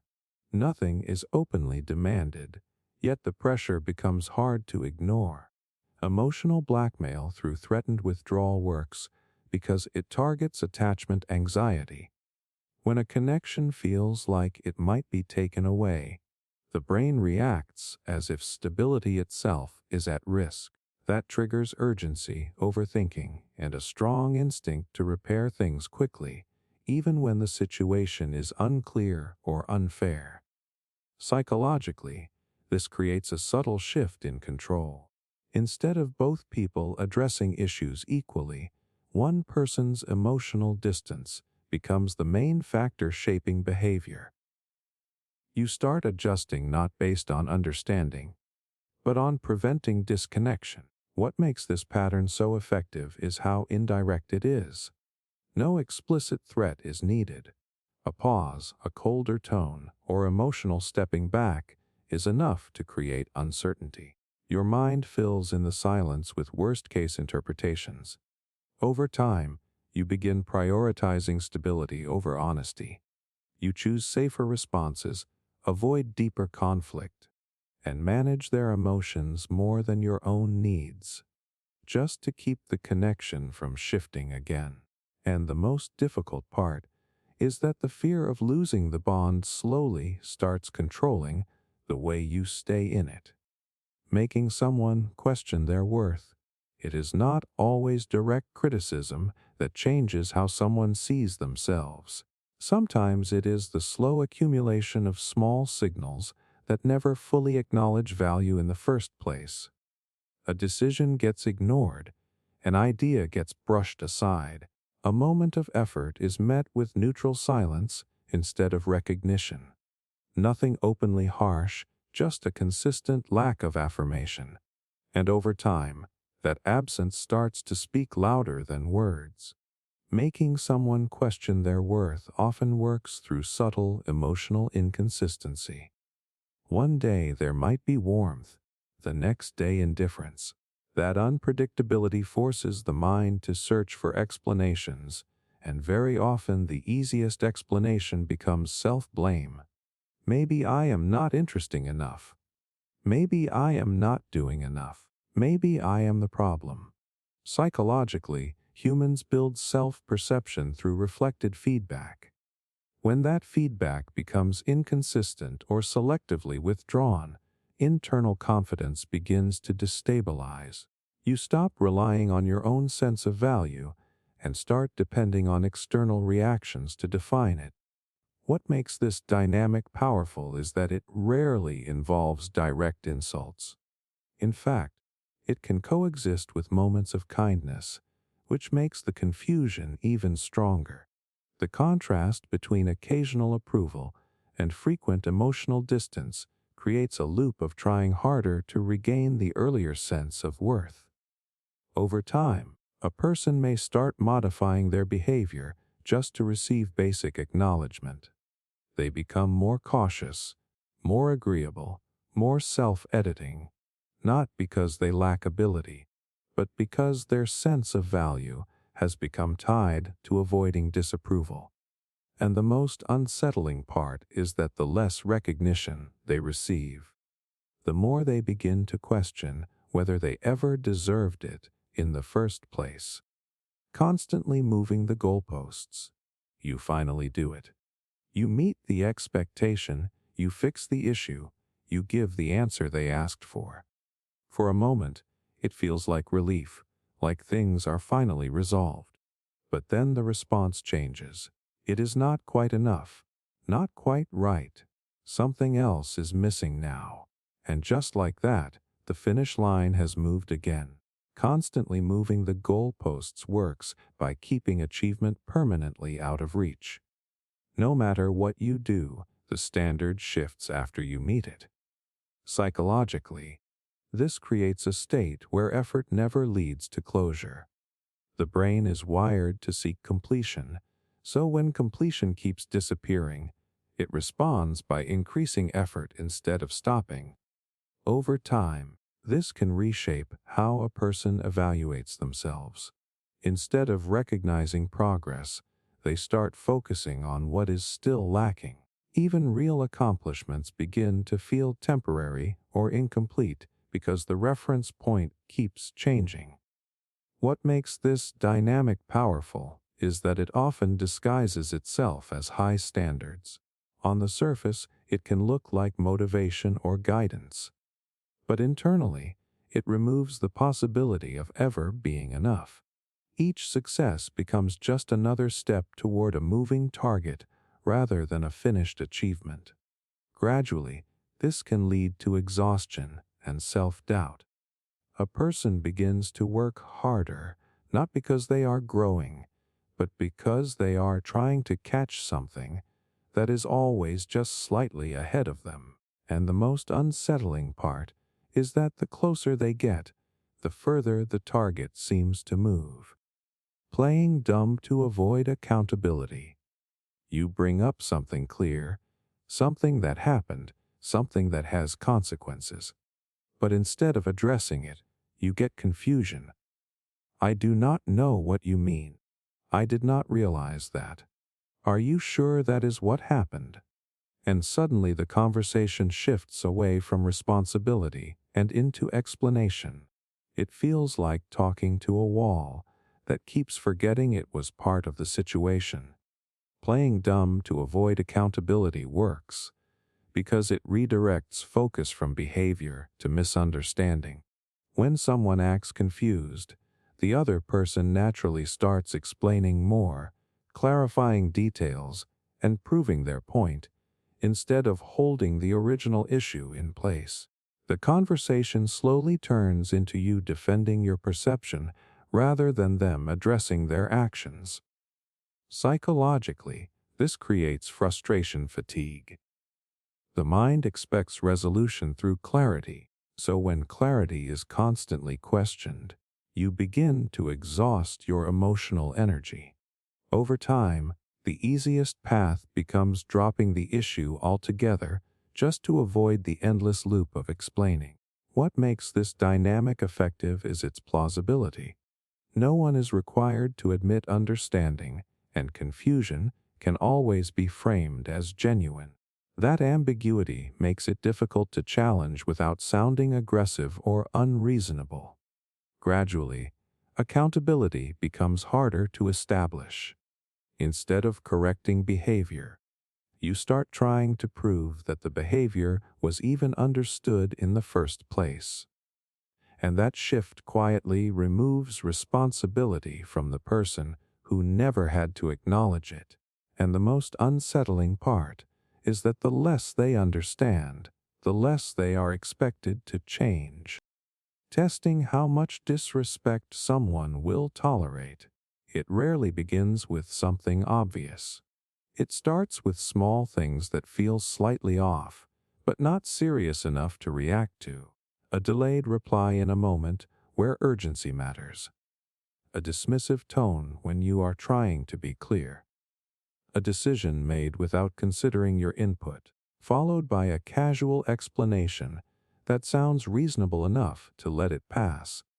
And then it happens again, just a little more noticeable this time. Testing how much disrespect someone will tolerate works by gradually increasing emotional pressure while watching for resistance. Each small boundary crossing is like a silent question. Will you say something, or will you let it go? Psychologically, this creates a recalibration of what is considered normal in the relationship. Human behavior adapts to repetition. When disrespect is not challenged, the brain begins to downgrade its significance. What once felt unacceptable slowly becomes tolerable, not because it is okay, but because it has been repeatedly uncorrected. What makes this dynamic powerful is its incremental nature. There is rarely a single moment that feels serious enough to confront. Instead, it is a series of small adjustments that gradually shift the baseline of respect. Each instance slightly raises the threshold for what is endured. Over time, the person on the receiving end may find themselves explaining less, reacting less, and accepting more. Not because their standards changed consciously, but because their responses were slowly conditioned to avoid conflict. And the most unsettling part is that the line is not crossed all at once. It is quietly moved until you forget where it originally was. Intentionally delaying replies for control. You see the message was read hours ago, maybe even minutes after you sent it, but the reply does not come. You tell yourself they are busy, distracted, dealing with something important. Still, your attention keeps drifting back to the same unanswered message, and the waiting starts to change how you feel. Intentionally delaying replies for control works because it turns communication into uncertainty. When responses are unpredictable, the mind fills the silence with assumptions. You start checking your phone more often, replaying what you said, and wondering if you did something wrong. The delay itself becomes the message, even if nothing was said. Psychologically, this taps into intermittent reinforcement. When attention is given inconsistently, the brain becomes more focused on securing it. So instead of feeling relaxed in the connection, you start investing more mental energy into maintaining it. What makes this dynamic powerful is that delay can always be justified. Busy schedule, fatigue, distractions. That ambiguity makes it difficult to call out without sounding unreasonable. So the behavior continues without confrontation, while the emotional impact accumulates on the other side. Over time, the relationship begins to feel uneven. One person controls the pace of connection, while the other adapts to it. You start timing your expectations around their availability instead of natural communication flow. And the most subtle effect is that silence stops feeling neutral. It starts feeling like something you have to earn a response from. Creating dependency through financial help. At first it feels like pure kindness. Someone steps in when things are difficult. They help with money, cover a bill, lend support when you are struggling. It feels relieving, even stabilizing, like you are finally getting back on your feet with someone by your side. But over time, the pattern starts to shape something deeper than help. Creating dependency through financial help works when assistance slowly becomes a repeated expectation rather than a one-time act of support. Each time help is given, it reduces immediate stress, but it can also shift emotional balance. The person receiving it begins to associate stability with the one providing it. Psychologically, this creates a subtle form of reliance. When survival needs or financial comfort become linked to a specific person, independence starts feeling riskier than dependence. Decisions begin to factor in not just personal choice, but the possibility of losing that support. What makes this dynamic powerful is that it is not always intentional or malicious. Help can be genuine, but repeated imbalance can still create control-like effects. The one providing support naturally gains influence over decisions, priorities, and emotional stability. Over time, boundaries can blur. Gratitude can slowly transform into obligation. Saying no becomes harder because it feels like risking security rather than simply refusing a favor. The relationship starts to feel less equal, not because it was declared that way, but because one person's stability quietly depends on the other. And the most unsettling part is that what began as help can slowly become the reason leaving feels impossible. Pretending to protect someone while controlling them. It starts with concern that feels almost comforting. Someone warns you about other people, tells you they just want to protect you, says they have seen things you have not. At first it feels like care, like you finally have someone looking out for you. But slowly, the protection begins to feel like restriction. Pretending to protect someone while controlling them works by framing limitation as safety. You are advised not to talk to certain people, not to trust certain friends, not to make certain decisions. Each suggestion on its own sounds reasonable, even caring. But together they begin to shrink your world. Psychologically, this creates dependency through fear-based trust. When someone is positioned as your protector, your brain starts treating their judgment as more reliable than your own. That makes it easier to accept their version of reality, even when it limits your independence. What makes this dynamic powerful is that it is difficult to challenge without seeming ungrateful. If you question the restrictions, it can be reframed as not trusting their care or not valuing their protection. So instead of questioning the behavior, you start questioning your own judgment. Over time, choices that used to feel normal begin to feel risky without their approval. Your social circle, your decisions, even your confidence slowly adjust around what they allow or discourage. And the most unsettling part is that control does not feel like control when it is wrapped in the language of safety. The hot and cold addiction cycle. One moment they are fully present, attentive, almost overwhelming in how much interest they show. The next, they pull back without warning.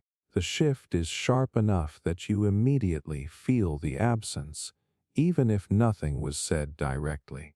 And that contrast is where the cycle begins to hook you.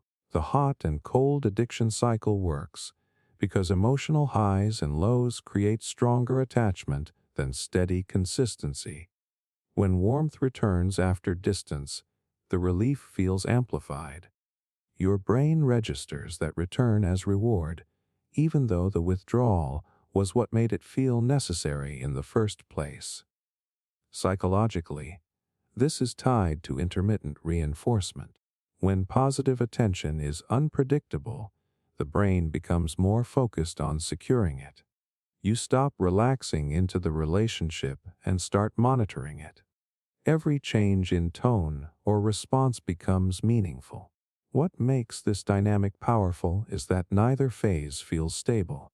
The hot phase creates emotional intensity and hope. The cold phase creates anxiety and uncertainty. Together, they form a loop where your attention stays locked on restoring balance rather than questioning the pattern itself. Over time, emotional baseline shifts.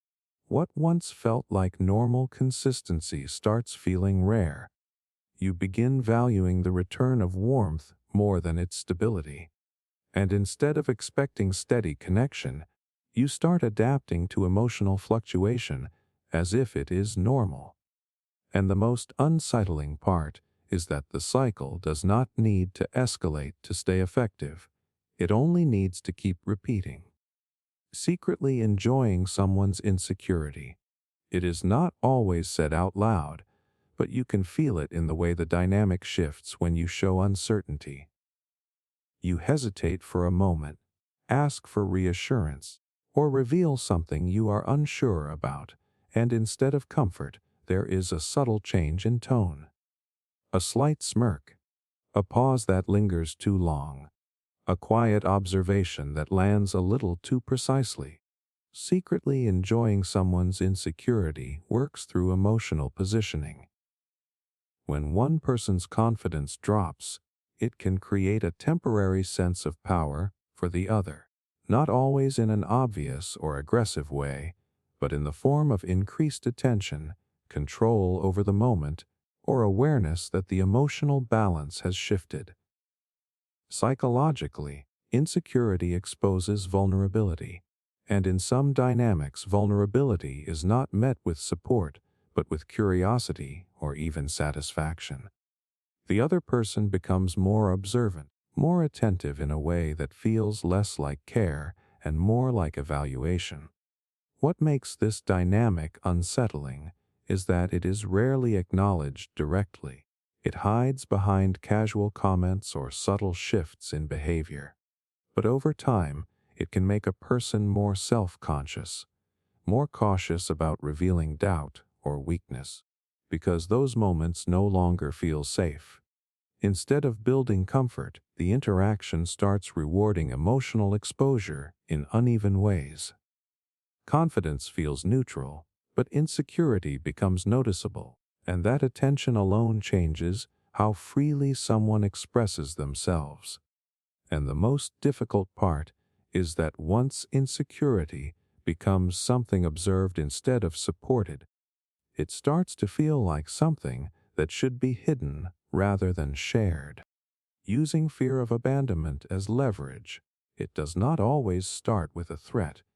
Sometimes it is just a shift in tone, a quiet distance, or a line that sounds innocent but lands heavily, like, maybe I should just go, or you probably do not need me anyway.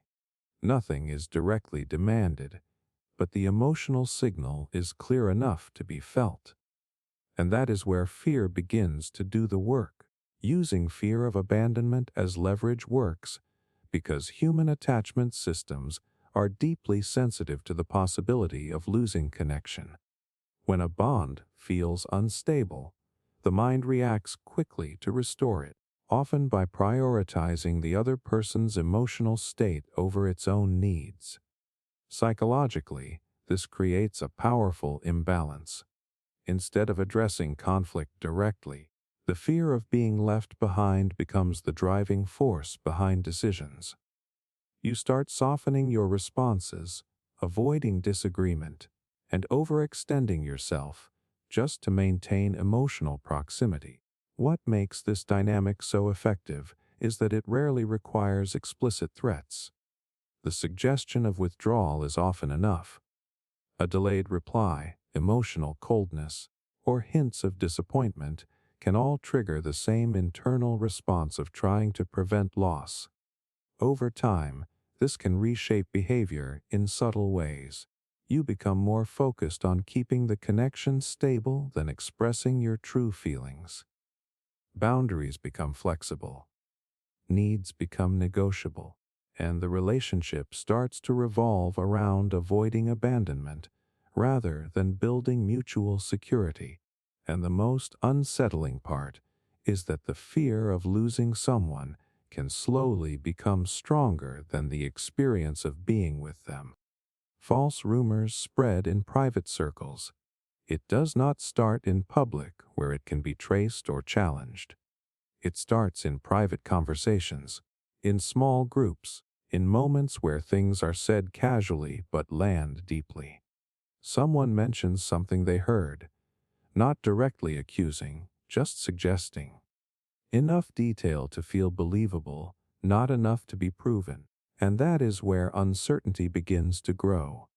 False rumors spread in private circles work through repetition and fragmentation.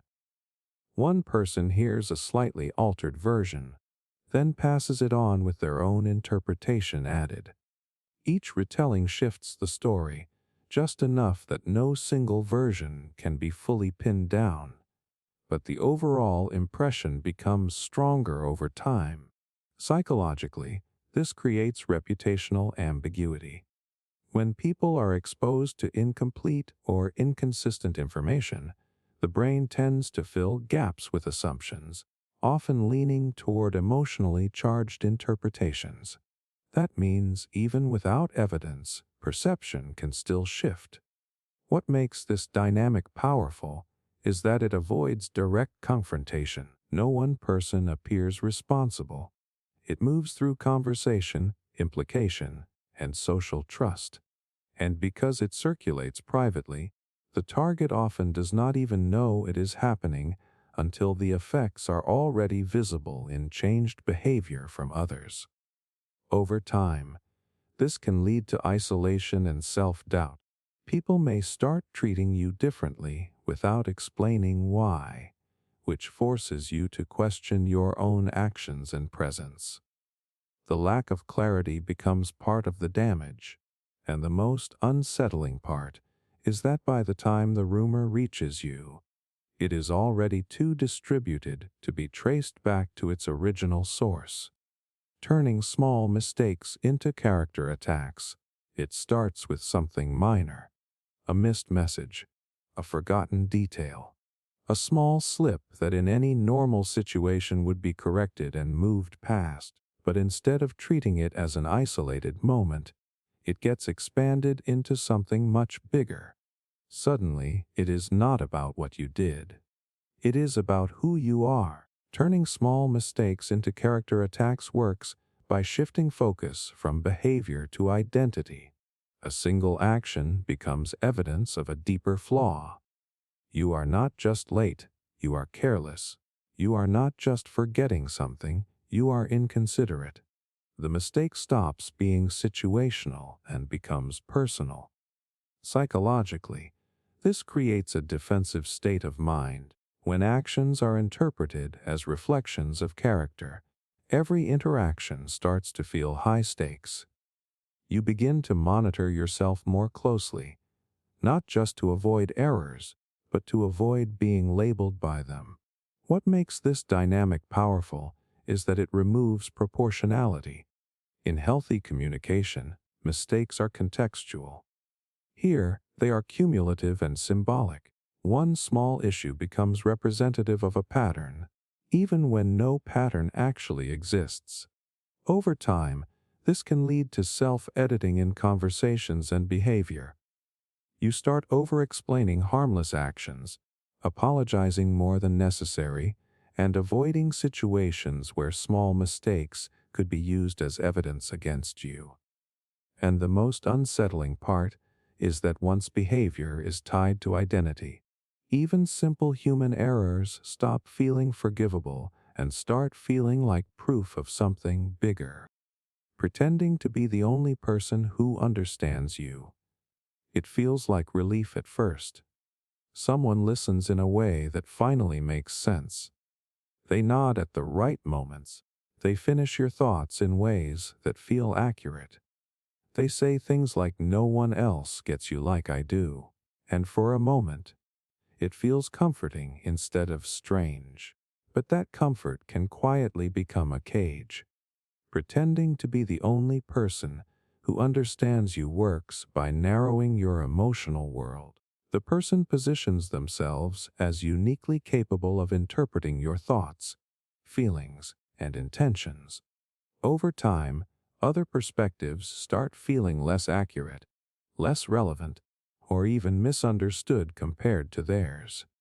Psychologically, this creates dependence through perceived clarity.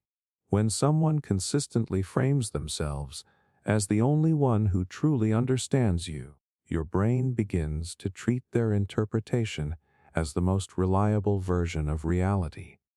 That can slowly reduce your trust in outside feedback. What makes this dynamic powerful is that it often begins with genuine insight. They may really understand you well at first, which makes the later exclusivity feel earned rather than imposed. But as the pattern continues, disagreement with them can start feeling like disagreement with your own identity. Over time, you may find yourself filtering your thoughts before sharing them with others, or valuing one person's interpretation above everyone else's. Not because they are always right, but because their voice has become the loudest reference point for who you are. And the most unsettling part is that being understood can slowly turn into being defined by a single perspective. Manipulating through fake concern. It sounds caring on the surface. Are you okay? I am just worried about you. I do not think you are thinking clearly right now. At first, it feels like someone is looking out for you, like your well-being is finally being noticed. But the tone slowly starts to feel heavier than the words. Manipulating through fake concern works by framing control as care. Instead of directly telling someone what to do, the person expresses worry in a way that makes your decisions feel questionable. Your choices are not challenged openly, they are reframed as risky or unwise under the label of concern. Psychologically, this creates self-doubt. When concern is presented repeatedly, the brain starts to associate your independence with danger. You begin to second-guess yourself, not because of evidence, but because someone else appears more certain about your well-being than you are. What makes this dynamic powerful is that it is difficult to oppose without seeming ungrateful. If you reject the concern, it can be framed as you not caring about yourself or refusing help. So instead of asserting your judgment, you often start explaining and justifying it. Over time, your confidence in decision-making can weaken. You start checking choices with that person first, not because you need permission, but because their concern has slowly replaced your internal sense of trust. And the most unsettling part is that control feels invisible when it is delivered in the language of care, creating confusion with contradictory rules. But you are told to be honest. But when you are honest, it is taken the wrong way. You are told to speak up, but when you speak up, it is called disrespectful. You are told to be open, but openness suddenly becomes oversharing at the wrong time. No matter what you do, the reaction seems to contradict the instruction you were given, and that is where confusion quietly takes over. Creating confusion with contradictory rules works by setting expectations that cannot be consistently met. The rules are not always broken openly. They are just flexible enough to change depending on the situation. This makes it difficult to understand what is actually being asked, because the standard keeps shifting. Psychologically, this creates learned uncertainty. When behavior is rewarded and punished inconsistently, the brain stops relying on clear patterns. Instead, it shifts into constant monitoring, trying to predict which version of the rule applies in each moment.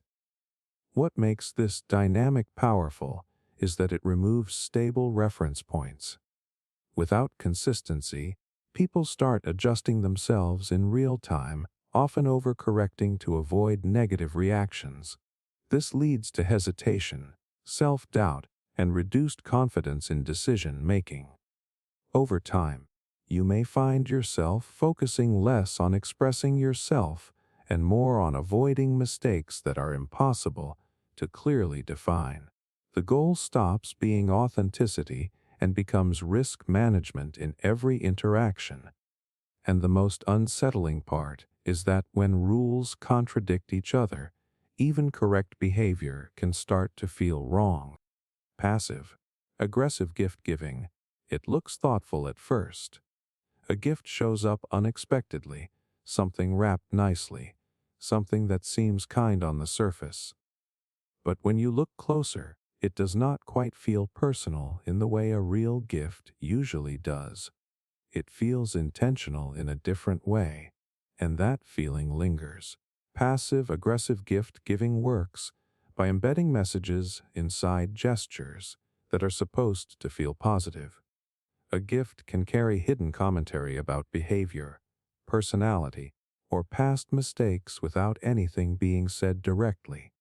It might be something symbolic, something oddly specific, or something that reminds you of a flaw they have mentioned before.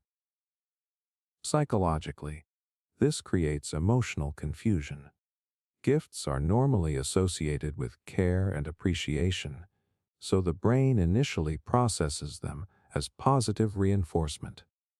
But when there is an underlying message attached, it creates a conflict between gratitude and discomfort. What makes this dynamic powerful is that it is difficult to challenge. Questioning a gift can feel ungrateful, even if the meaning behind it feels uncomfortable.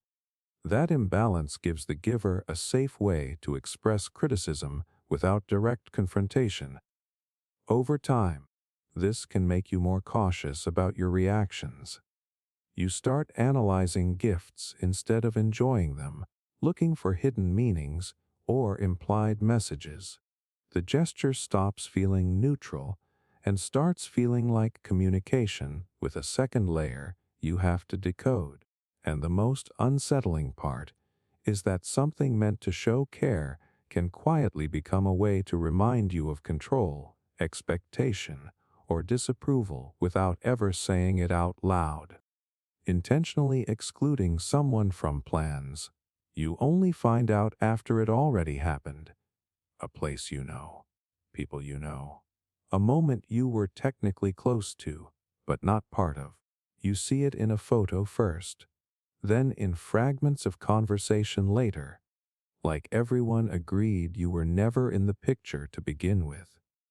And the weird part is how normal they make it sound. Oh, it was last minute. We didn't think you'd be interested.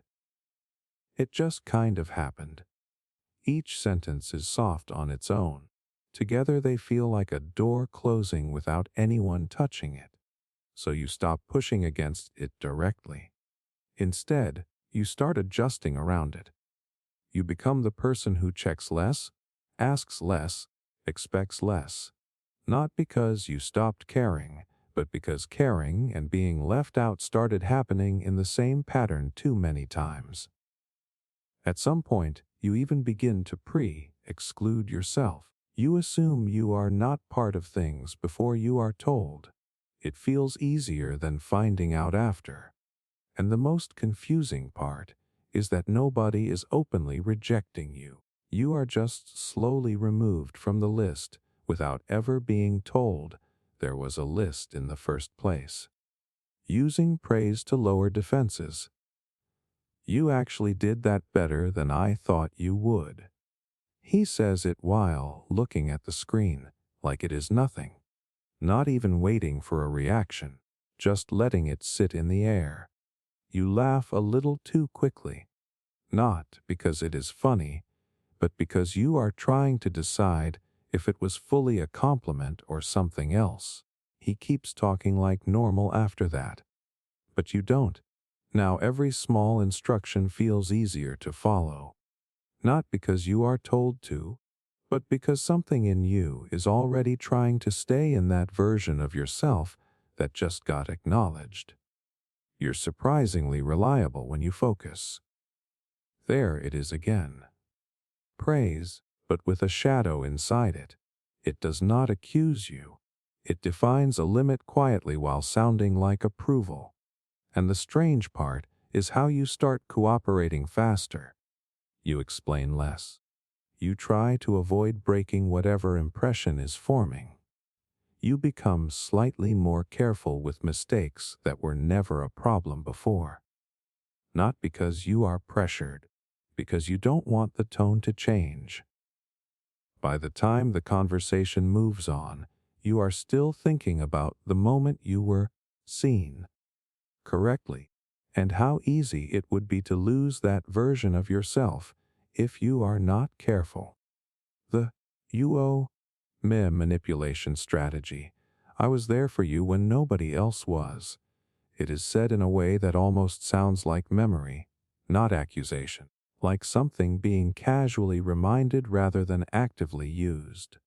But the moment it enters the conversation, the atmosphere shifts slightly, even if everything still sounds normal on the surface. After that, nothing feels fully neutral anymore. The me manipulation strategy works by turning past support into present emotional leverage. A moment that once existed as simple help or kindness gets pulled forward and placed into current situations where it was never originally meant to apply. It does not always need to be stated directly either. Sometimes it shows up as reminders, subtle references, or carefully timed comments during disagreement. Psychologically, this creates a lingering sense of unpaid balance. Human brains naturally respond to reciprocity. When someone helps us, we tend to feel a quiet internal pull to return that effort. But when that natural impulse is repeatedly emphasized or framed as unfinished business, it stops feeling like gratitude and starts feeling like obligation.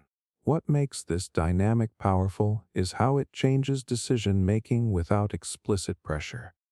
You begin to weigh your responses differently. Saying no feels slightly heavier. Agreeing feels easier, not because it is right, but because it reduces the sense of unresolved history being brought into the present. Over time, the relationship can shift into something that feels less like mutual interaction and more like ongoing repayment. Even small choices start to feel influenced by what has been done for you before, instead of what is happening right now.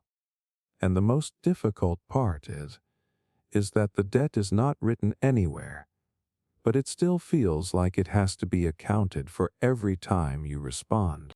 Fake calmness during emotional chaos. Everything is clearly falling apart in the moment. The tone of the conversation is sharp, voices are raised on one side, emotions are spilling out faster than anyone can properly think. And then there is one person who suddenly goes quiet in a very specific way. Not peaceful quiet, controlled quiet. They lean back slightly, slow their breathing, and speak like nothing is happening at all. Let's not overreact. Calm down. What can talk normally? The words sound reasonable, but the timing makes them feel out of place, almost disconnected from what is actually going on. And that is where the shift begins. Fake calmness during emotional chaos works by reframing intensity as instability. The calmer person becomes the reference point, not because they are necessarily right, but because they appear less affected. In emotionally charged moments, humans naturally start trusting the voice that feels most composed, even if that composure is strategic rather than genuine. Psychologically, this can destabilize the other person's emotional certainty. When your emotional response is met with controlled detachment, your reaction starts to feel exaggerated by comparison. You begin to question whether you are overreacting, even when your feelings are valid and proportionate to what happened. What makes this dynamic powerful is that calmness is usually associated with control and rationality. So when someone performs calmness in the middle of chaos, it can shift perception of authority in the situation. The louder emotion becomes the problem, not the cause of it. Over time, this can make one person suppress emotional expression to avoid being seen as unstable, while the other maintains an image of being the only rational presence in conflict. And the most unsettling part is that the calmer it looks on the surface, the more distorted the emotional reality inside the interaction can become. Planting doubt about other relationships. It usually starts with a small comment that sounds harmless on its own. Something like they don't really seem like a good friend for you, or I don't think they treat you the way you deserve. Nothing direct enough to create conflict, just enough to make you pause for a second, and that pause is where the idea begins to settle. Planting doubt about other relationships works by introducing uncertainty into connections that were previously stable. It does not require open criticism or obvious attacks. Instead, it relies on interpretation. A neutral situation gets reframed, a friend's behavior gets questioned, a past interaction gets re-examined under a different lens. Psychologically, this activates trust evaluation in the mind. Once doubt is introduced, the brain starts reprocessing old memories to find confirmation. You begin remembering small moments differently, not because they changed, but because the narrative around them has shifted. What makes this dynamic powerful is that it often comes from someone you already trust. That trust gives weight to their interpretation, even when there is no solid evidence behind it. Over time, their perspective can start to feel like insight rather than influence. Gradually, your social world can become filtered through one voice. You start second-guessing conversations after they happen. You notice things you previously ignored. You become more cautious in relationships that once felt effortless, not because anything changed, but because doubt was introduced into how you see them. And the most unsettling part is that nothing had to be proven for everything to start feeling uncertain. Deliberately misreading intentions, you say something simple, clear, harmless. A normal request, a normal comment, nothing loaded. But the response you get does not match what you meant. Instead, it comes back twisted slightly, framed in a way that sounds like you meant something sharper, colder, or more demanding than you actually did. And suddenly, you are defending yourself instead of expressing yourself. Deliberately misreading intentions works by shifting the conversation away from meaning and toward interpretation. What you said is no longer the focus. What you supposedly meant becomes the issue. That creates space for tension without needing to directly confront the original point. Psychologically, this forces constant self-correction. When your intentions are repeatedly misinterpreted, you start over-explaining everything. You add extra context. You soften your tone before speaking. You begin anticipating misunderstanding before it even happens. What makes this dynamic powerful is that intent is invisible. No one can fully prove what they meant internally, so the misinterpretation always has room to exist. That ambiguity makes it difficult to resolve, because the argument is no longer about facts, but about perceived meaning. Over time, communication starts to feel like a minefield. You stop speaking directly and start speaking defensively. Even simple thoughts get filtered through how they might be received, not how they are meant. And the most unsettling part is that the more carefully you speak, the more it can still be reframed into something you did not intend at all. Acting superior through emotional detachment to you are upset and expecting some kind of reaction, maybe understanding, maybe pushback, maybe even disagreement. But instead, you get something else entirely, a calm face, a slow nod, a short reply that feels like it is happening from a distance you cannot reach. And that distance starts to change the way the moment feels. Acting superior through emotional detachment works by removing visible emotional participation from the interaction. When one person stays consistently calm while the other is emotionally engaged, it creates an imbalance in perceived control. The detached person appears more composed, more rational, and less affected by the situation. Psychologically, this can shift perceived authority. Humans often associate emotional restraint with strength and emotional expression with vulnerability. So when detachment is used strategically, it can make the other person feel like their emotional response is excessive or less valid by comparison. What makes this dynamic powerful is that nothing overt is said. There is no insult, no argument, no direct dismissal. The effect comes entirely from absence of emotional matching. The lack of visible reaction becomes the reaction itself. Over time, this can influence how the emotionally expressive person behaves. They may start reducing their reactions, shortening their explanations, or questioning whether their feelings are too intense for the situation. Not because the emotions are wrong, but because the contrast makes them feel out of place. And the most unsettling part is that silence can start to feel like a higher position in the conversation, even when nothing has actually been resolved. The endless need for validation. You post something and immediately check it again. Not once, not twice, but repeatedly, as if the result might still change.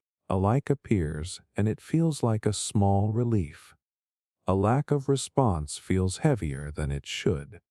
And then you start noticing how quickly your attention returns to it. The endless need for validation does not feel like a choice in the moment. It feels like checking, refreshing, waiting, comparing, a quiet loop that keeps pulling focus back to how something was received instead of how it was created. Psychologically, validation works like a reward signal. The brain registers approval as confirmation of value, even in small forms like reactions, replies, or acknowledgement. When that feedback becomes unpredictable, attention starts to lock onto it more tightly, trying to close the gap between action and response. What makes this dynamic powerful is that it slowly shifts motivation. Instead of creating or expressing something for its own sake, the focus begins to move toward how it will be received. The audience response becomes part of the experience before it even happens. Over time, silence can start to feel uncomfortable, not because nothing is happening, but because nothing is confirming anything. The absence of response becomes its own kind of pressure, even when nothing negative is being said. And the most subtle part is that the more validation is needed, the less satisfying each piece of it becomes, because the focus is always already on the next one. Using shame as a control tool, it does not always come as an insult. Sometimes it is just a look, a pause, a small silence after you say something, like what you just said does not quite fit the room. No one corrects you directly, but you feel corrected anyway. And that feeling sticks longer than the moment itself. Using shame as a control tool works by making behavior feel socially wrong instead of explicitly forbidden. You are not told you cannot do something. You are made to feel like you should already know better. That difference is what makes shame so effective. It does not need rules. It relies on self-correction. Psychologically, shame targets identity rather than action. Instead of saying this was wrong, it quietly suggests you are wrong for doing it. That shifts the emotional response from external reasoning to internal discomfort. You start adjusting yourself to avoid that feeling again. What makes this dynamic powerful is that it often appears as feedback that feels socially acceptable. A joke that lands a little too sharp, a subtle comparison, a moment where attention shifts away from you after a mistake. None of it is direct, but all of it is felt. Over time, this can lead to over-monitoring of behavior. You start filtering what you say before you say it, not because of clear consequences, but because of anticipated embarrassment. Silence becomes safer than expression in certain moments. And the most unsettling part is that shame does not need to be repeated loudly to stay effective. Once learned, it can continue operating quietly in the background long after the moment has passed. Pretending to be honest while hiding key facts. It sounds truthful at first because nothing is technically false.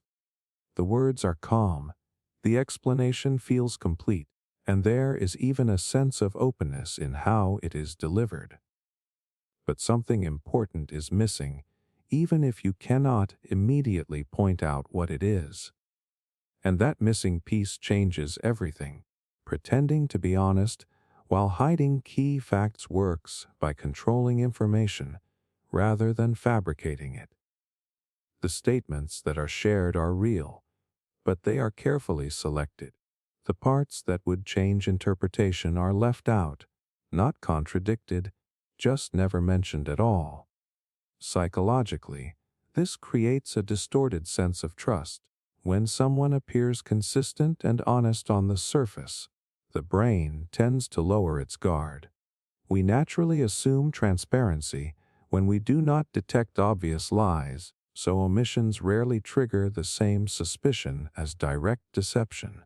What makes this dynamic powerful is that it does not rely on confrontation. There is nothing clearly wrong to challenge.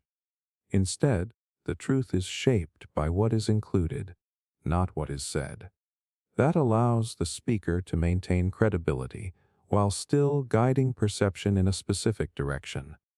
Over time, this can lead to confusion when new information surfaces later. Things start to feel inconsistent, but not clearly dishonest. You begin to question your own understanding because each individual piece of information seemed reasonable at the time it was given. And the most unsettling part is that everything can be technically true, while the overall picture still becomes completely misleading. Manipulating through pity stories, it does not start with a demand. It starts with a story. Something difficult that happened. Something unfair. Something that made everything harder than it should have been. The details feel personal enough that you do not question them, and emotional enough that you start listening differently, and without noticing, your response begins to shift. Manipulating through pity stories works by using vulnerability as emotional leverage. The story itself may be real or partially shaped, but the goal is not information. The goal is emotional positioning. Once someone feels sorry for another person, their boundaries naturally soften. Psychologically, pity activates caregiving responses. The brain starts prioritizing comfort, support, and repair. In that state, it becomes easier to agree, easier to help, and harder to say no without feeling like you are abandoning someone in need. What makes this dynamic powerful is that it is difficult to challenge without seeming cold. If you question the story or refuse the request that follows, it can feel like you are rejecting someone's pain rather than their behavior. That emotional pressure often leads people to comply even when they are unsure. Over time, repeated exposure to this pattern can shift the relationship into one where emotion is used to influence decisions. You begin responding more out of guilt than choice, more out of discomfort than willingness. And the most subtle part is that the story can remain in your mind long after the request is gone, shaping your response before anything is even asked. Turning vulnerabilities into weaknesses. You say something personal once, maybe in a moment of trust, maybe without thinking too deeply about it. It feels safe in the moment because the reaction is calm, even understanding. Nothing seems off. But later, that same detail comes back in a different form. Turning vulnerabilities into weaknesses happens when personal information stops being treated as shared trust and starts being treated as usable material. Something you revealed about yourself becomes a reference point in later conversations, especially during disagreement or tension. Not always directly, but in small reminders that subtly shift the tone. Psychologically, this changes how openness feels. Vulnerability is supposed to create closeness through safety. But when it is later used to influence perception, the brain learns to associate honesty with risk. That creates hesitation in future interactions, even with the same person. What makes this dynamic powerful is that it does not require open threats or direct attacks. A single remembered detail, brought up at the right moment, can be enough to shift the emotional balance of a conversation. It can change how confident you feel in your own position without directly challenging your argument. Over time, you may start sharing less or carefully filtering what you say, not because you want to hide, but because you are no longer sure how information will be used later. Even neutral conversations begin to feel like they have long-term consequences. And the most unsettling part is that something once shared to create closeness can quietly become the very thing that creates caution instead, making someone feel lucky to be chosen.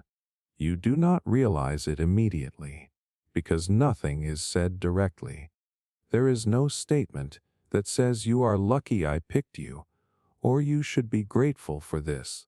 Instead, it is created through small comparisons, subtle reminders, and the quiet idea that your position could easily be replaced. And over time, that idea starts to settle in. Making someone feel lucky to be chosen works by shifting the perceived value of the relationship. Instead of mutual connection, the dynamic begins to feel like selection, like being granted access rather than being part of something equal. That shift does not need to be announced. It is built through tone timing and the suggestion that others could have taken your place. Psychologically, this affects self-perception. When someone feels replaceable but still included, they often increase effort to maintain their position. Attention becomes something to preserve rather than something naturally shared. That changes how freely they act, speak, and even disagree. What makes this dynamic powerful is that it blends validation with uncertainty. You are chosen, but the choice feels conditional. You are included, but aware that inclusion is not guaranteed. That combination keeps focus on maintaining value instead of questioning the balance of the connection. Over time, behavior starts to adjust automatically. You become more careful with reactions, more attentive to approval, and more aware of how you are being perceived in real time. And the most unsettling part is that being chosen no longer feels like comfort. It starts to feel like something you have to continuously earn. Secret competitions inside friendships. It does not feel like competition at first. It feels like joking comparisons. Who is doing better? Who is more liked? Who is more successful right now? Everyone laughs, and nothing feels serious on the surface. But some comparisons do not stay jokes. Secret competitions inside friendships begin when admiration quietly turns into measurement. Someone's success is no longer just good news, it becomes a reference point, a reminder, a silent benchmark that shifts how your own progress feels. Even compliments start carrying contrast underneath them. Psychologically, this activates social ranking awareness. Humans naturally compare themselves to peers, especially people they are close to. When that comparison becomes constant, it stops being motivational and starts becoming evaluative. You are no longer just growing, you are being positioned. What makes this dynamic powerful is that it rarely gets spoken about directly. Nobody declares that they are competing. Instead, it shows up in subtle reactions, slight changes in tone when achievements are shared, quiet minimization of certain wins, or an increased need to prove something after someone else succeeds. Over time, the friendship can start to feel less like shared space and more like parallel tracking systems. You start noticing who is ahead in different areas, even when you do not want to. Support still exists, but it gets filtered through comparison. And the most unsettling part is that you can still care about someone deeply while also quietly keeping score without ever agreeing to it. Constantly interrupting to establish dominance, you start speaking fully formed thought in your head, ready to finish it. But before you even reach the point, someone cuts in. Not once, not by accident, but repeatedly, as if your sentence never had the same priority as theirs. And at some point, you stop finishing your thoughts the same way. Constantly interrupting to establish dominance works by controlling the rhythm of conversation. Whoever controls timing often controls perceived importance. When one voice consistently overrides another, it sends a quiet signal that their input takes priority, even without stating it directly. Psychologically, this creates learned hesitation. The interrupted person begins to anticipate being cut off, which changes how they speak. They shorten explanations, skip details, or wait for permission in subtle ways. Over time, their communication adapts around avoidance rather than expression. What makes this dynamic powerful is that interruption is often socially normalized. It can be framed as excitement, urgency, or engagement, which makes it harder to call out without seeming overly sensitive. That ambiguity allows the pattern to continue without open conflict. Gradually, the conversational space becomes uneven. One person speaks in full control of flow, while the other adjusts constantly to get space in between interruptions. Even when both are talking, only one person sets the pace. And the most unsettling part is that silence after being interrupted can start to feel like your natural place in the conversation. Using accidental insults repeatedly. That was not what I meant, it just came out wrong. You hear it once and it feels believable. People slip, words come out messy, intentions get misfired. So you let it go. But then it happens again. And again, always followed by the same quick correction, the same harmless explanation, the same light laughter to smooth it over. And slowly, it stops feeling accidental. Using accidental insults repeatedly works by creating plausible deniability around consistent emotional impact. Each individual comment can be explained away on its own. A joke that went too far, a misunderstanding, a poor choice of words in the moment. Nothing serious enough to fully confront. Psychologically, this creates a confusing emotional pattern. The mind tries to separate intent from impact, but repeated exposure starts to blur that line. Even if you accept the apology each time, your emotional response still registers the pattern as familiar discomfort. What makes this dynamic powerful is that it never requires accountability in a clear form. Because every instance is framed as a mistake, addressing it directly can feel like overreacting. So instead of confrontation, there is often self-adjustment. You start bracing for comments, reading tone more carefully, or laughing along just to keep things smooth. Over time, the impact builds quietly, not through one major moment, but through accumulation. Small remarks begin to shape how safe it feels to speak freely, especially when you cannot predict when the next accident will land. And the most unsettling part is that even when it keeps happening, it is still easy for everyone else to call it nothing more than bad timing. Creating emotional debt, you do not always notice it forming while it is happening. Someone helps you at the exact right moment.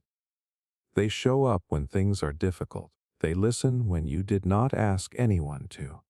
And in that moment, it feels like care without conditions.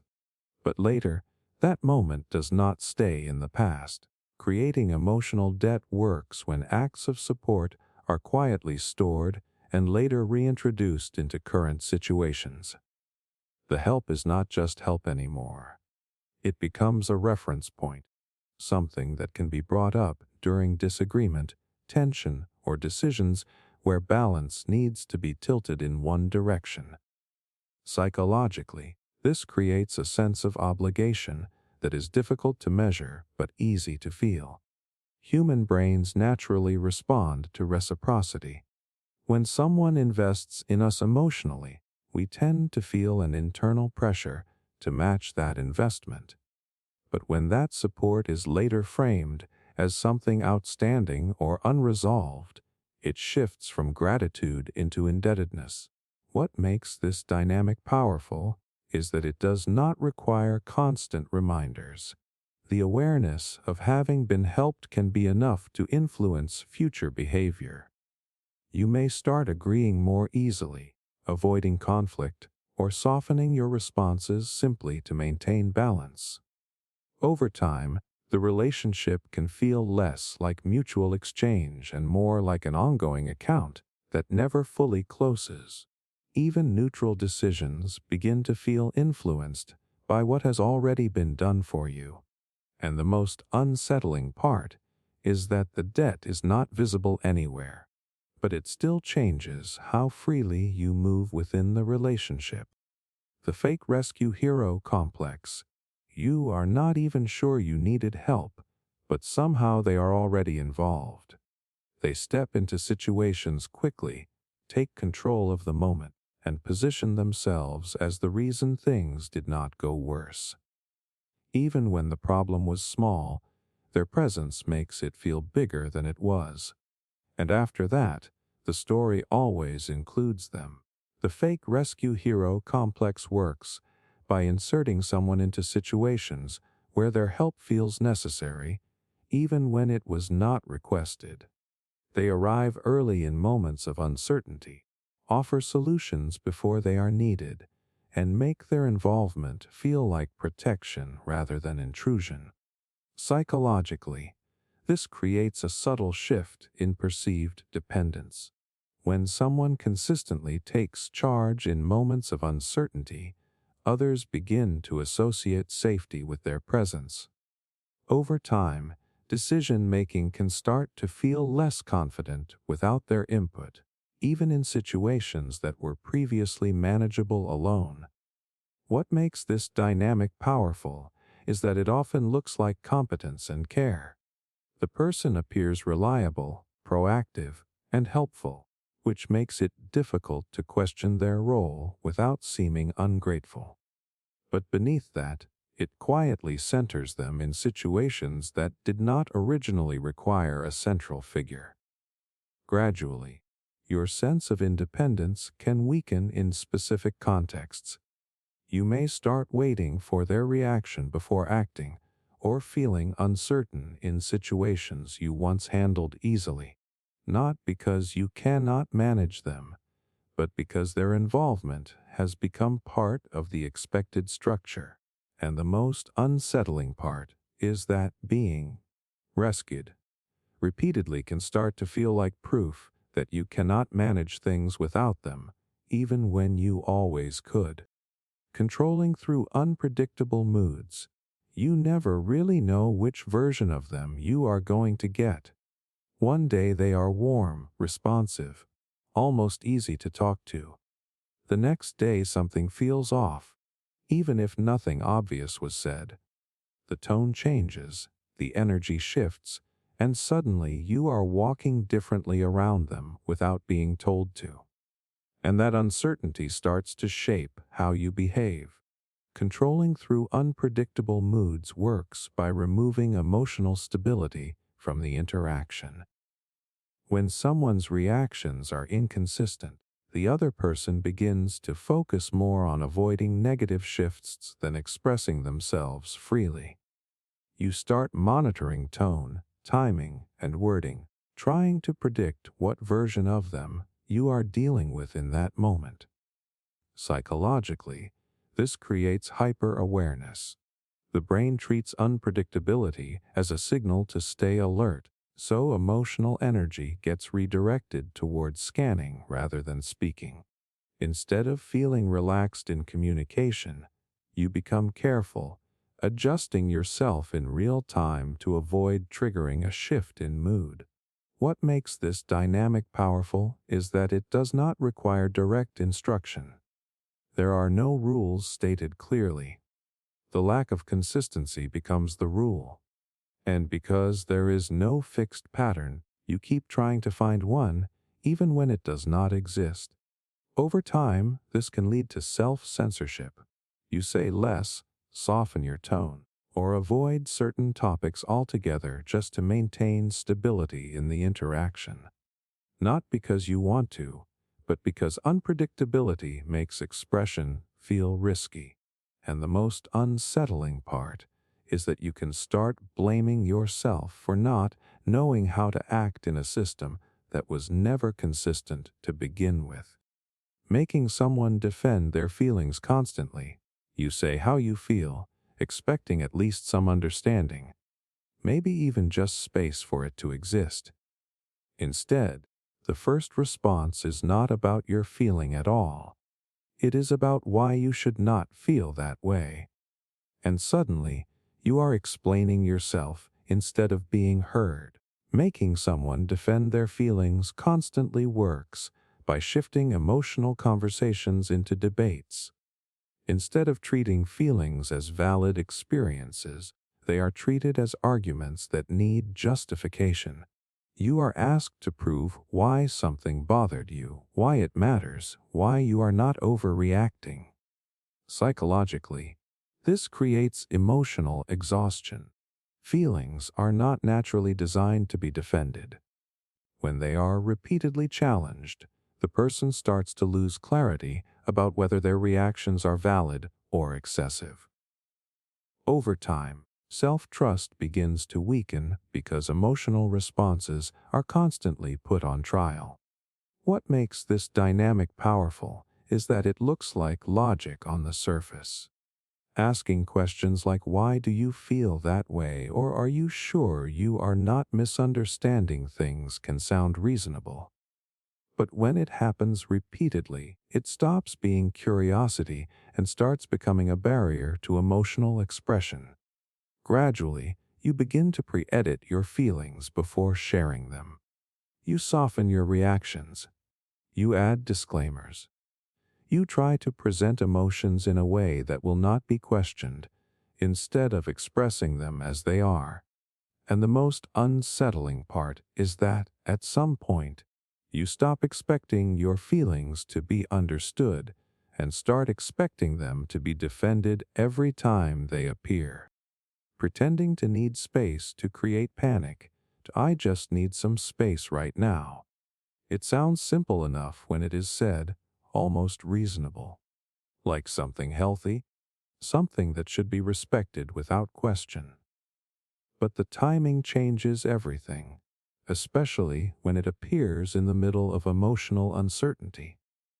And suddenly, your mind fills in the silence they leave behind. Pretending to need space to create panic works by introducing withdrawal at emotionally sensitive moments. The absence is not explained fully, so the other person is left to interpret what it means. That uncertainty quickly turns into overthinking, replaying conversations, and trying to identify what went wrong. Psychologically, human attachment systems are highly sensitive to perceived disconnection. When someone pulls away without clarity, the brain treats it as a potential loss of bond. That activates anxiety, urgency, and a strong desire to repair the situation quickly, even if no real damage has been confirmed. What makes this dynamic powerful is that space itself is not the issue. It is the lack of grounding around it. Without clear reassurance or explanation, distance becomes emotionally charged.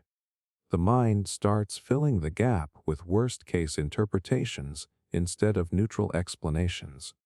Over time, this can create a pattern where emotional stability depends on the other person's availability. You start adjusting behavior to avoid triggering withdrawal. You become more careful, more accommodating, and more focused on preventing silence than expressing needs.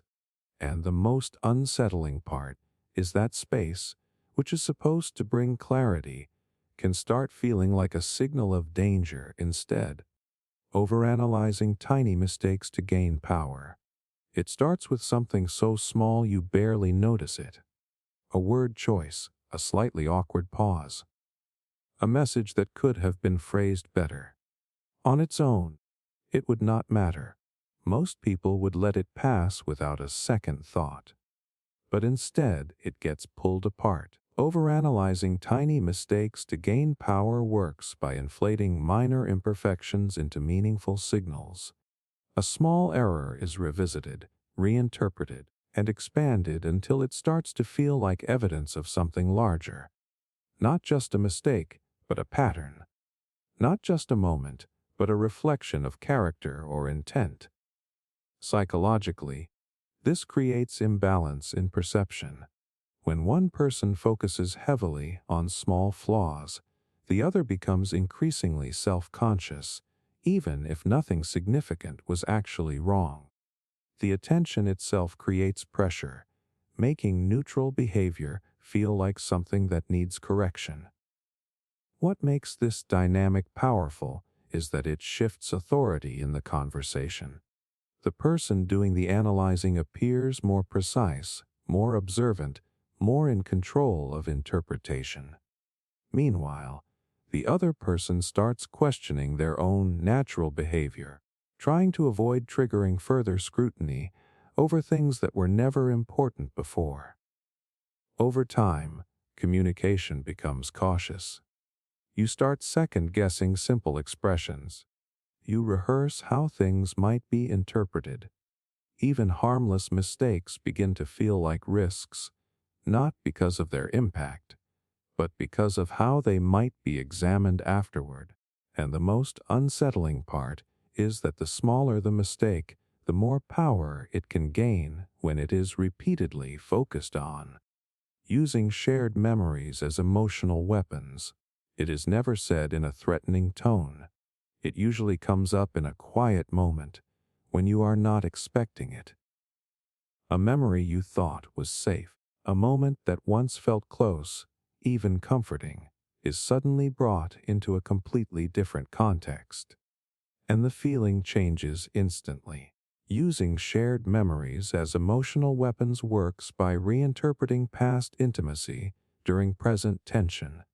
Something that once belonged to trust is pulled into conflict and used as reference material. A moment you shared is no longer just history, it becomes evidence in an argument. Psychologically, this creates emotional disorientation. The brain stores shared memories with strong positive association, especially when they involve closeness or vulnerability. When those same memories are reframed negatively, it creates cognitive conflict. You remember the warmth, but you are being asked to see it through a colder lens. What makes this dynamic powerful is that it blurs the line between past and present. You are no longer reacting only to what is happening now, but also to how something meaningful is being reinterpreted. That can make it harder to respond clearly, because part of you is still anchored to the original emotional context. Over time, this can make openness feel less safe. Moments that once felt like connection begin to feel like potential future leverage. You become more careful with what you share, not because it is unimportant, but because you are no longer sure how it might be used later. And the most unsettling part is that the closer the memory, the more impact it can have when it is turned against you. Giving attention only when you pull away, you are there, available, consistent, present in the same way you always are. And nothing much happens. Replies stay short, timing feels slow, attention feels scattered. It is like your presence does not fully register when you are close. Then something changes the moment you step back. Giving attention only when you pull away works by linking emotional engagement to absence instead of presence. The connection feels quiet when you are close, but becomes noticeably active when you withdraw. Messages come faster, tone shifts warmer, interest becomes more visible only when distance appears. Psychologically, this creates a reinforcement loop built on unpredictability. The brain starts associating attention with withdrawal rather than consistency. Instead of feeling stable connection when you are present, you begin to learn that pulling away is what triggers engagement. What makes this dynamic powerful is that it reverses natural expectation. Normally, closeness is what maintains connection. Here, closeness feels neutral, while distance feels meaningful. That shift quietly changes how you regulate your own behavior in the relationship. Over time, You may find yourself adjusting your availability without realizing it. Not fully leaving, but not fully staying either. Creating just enough distance to receive the response you have learned only appears in absence. And the most unsettling part is that attention stops feeling like something shared in presence and starts feeling like something earned through withdrawal. Making someone feel guilty for setting boundaries. You say no, or at least try to. Not aggressively, not loudly, just clearly enough that your limit is visible. For a moment, everything goes quiet, like the boundary has been registered. And then the reaction changes the meaning of it. Making someone feel guilty for setting boundaries works by reframing self-protection as harm. A simple refusal gets met with disappointment, withdrawal, or emotional weight that makes the other person's reaction feel like something you caused. The focus shifts from your limit to their response to your limit. Psychologically, this creates internal conflict. Boundaries are meant to protect well-being, but when they are followed by guilt signals, the brain starts associating self-protection with emotional discomfort. Over time, that can weaken the instinct to maintain limits consistently. What makes this dynamic powerful is that it does not require direct arguments. No one has to say you are wrong for saying no. The reaction itself is enough. A sigh, a shift in tone, a reminder of past effort or sacrifice can all subtly communicate that your boundary has created imbalance. Gradually, you start adjusting before you even set boundaries. You soften your no.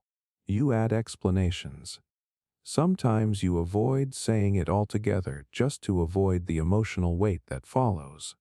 And the most unsettling part is that protecting yourself begins to feel like something that needs to be justified rather than something that is naturally allowed. Acting mysterious to increase obsession. You never fully know where you stand with them, and somehow that becomes the reason you keep thinking about them. Conversations feel incomplete on purpose.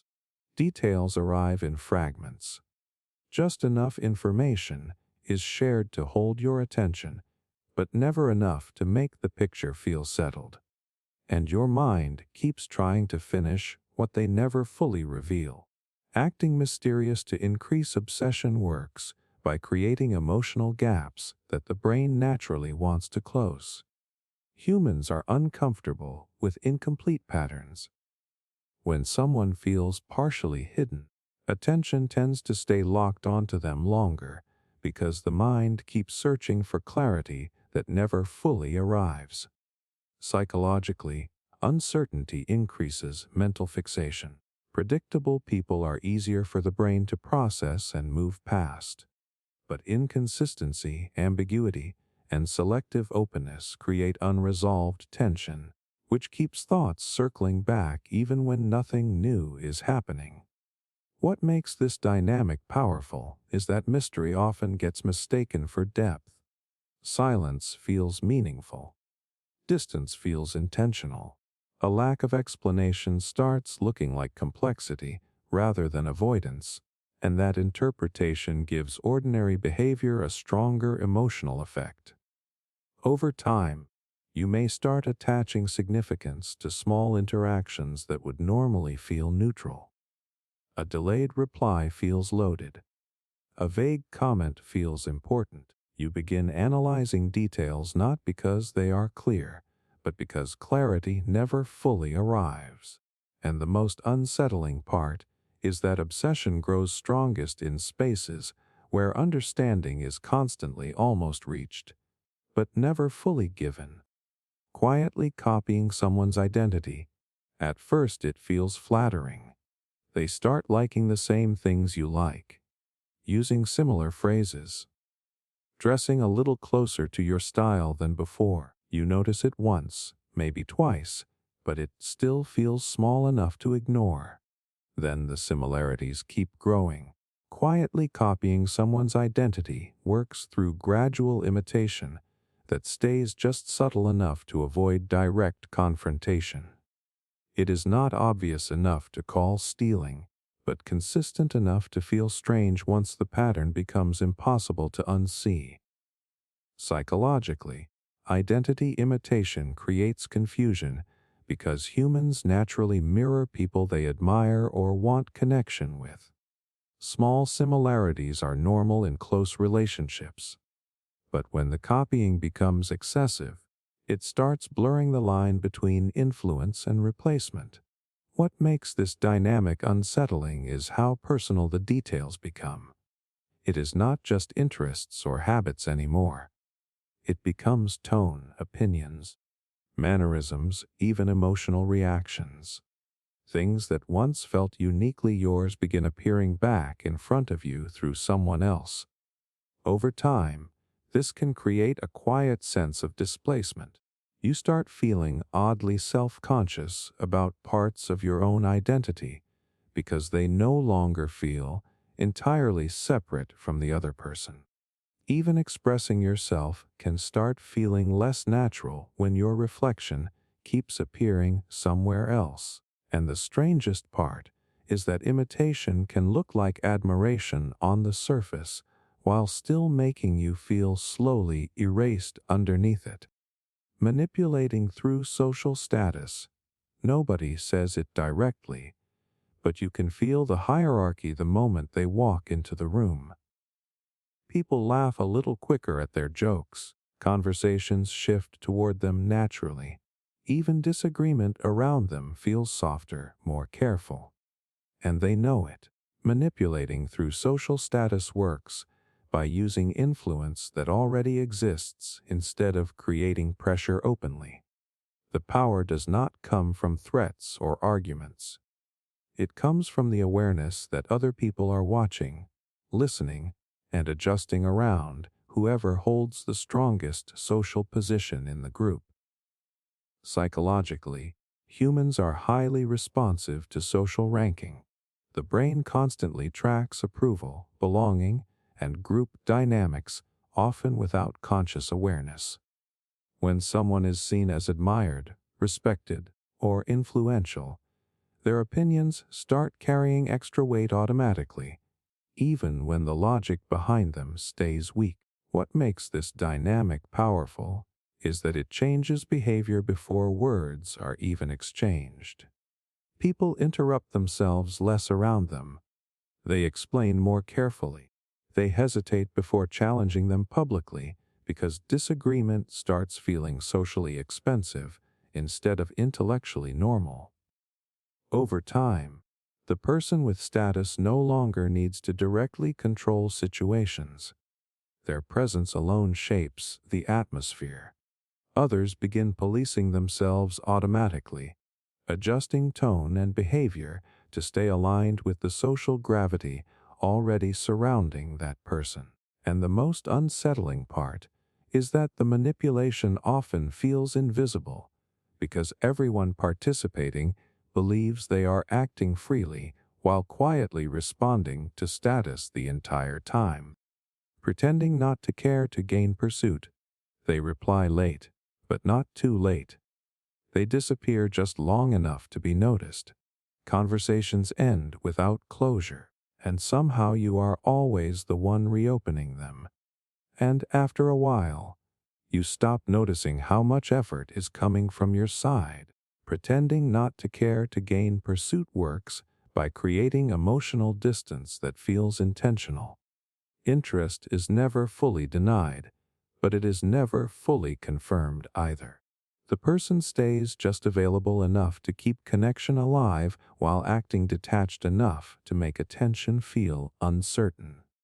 Psychologically, uncertainty increases emotional focus.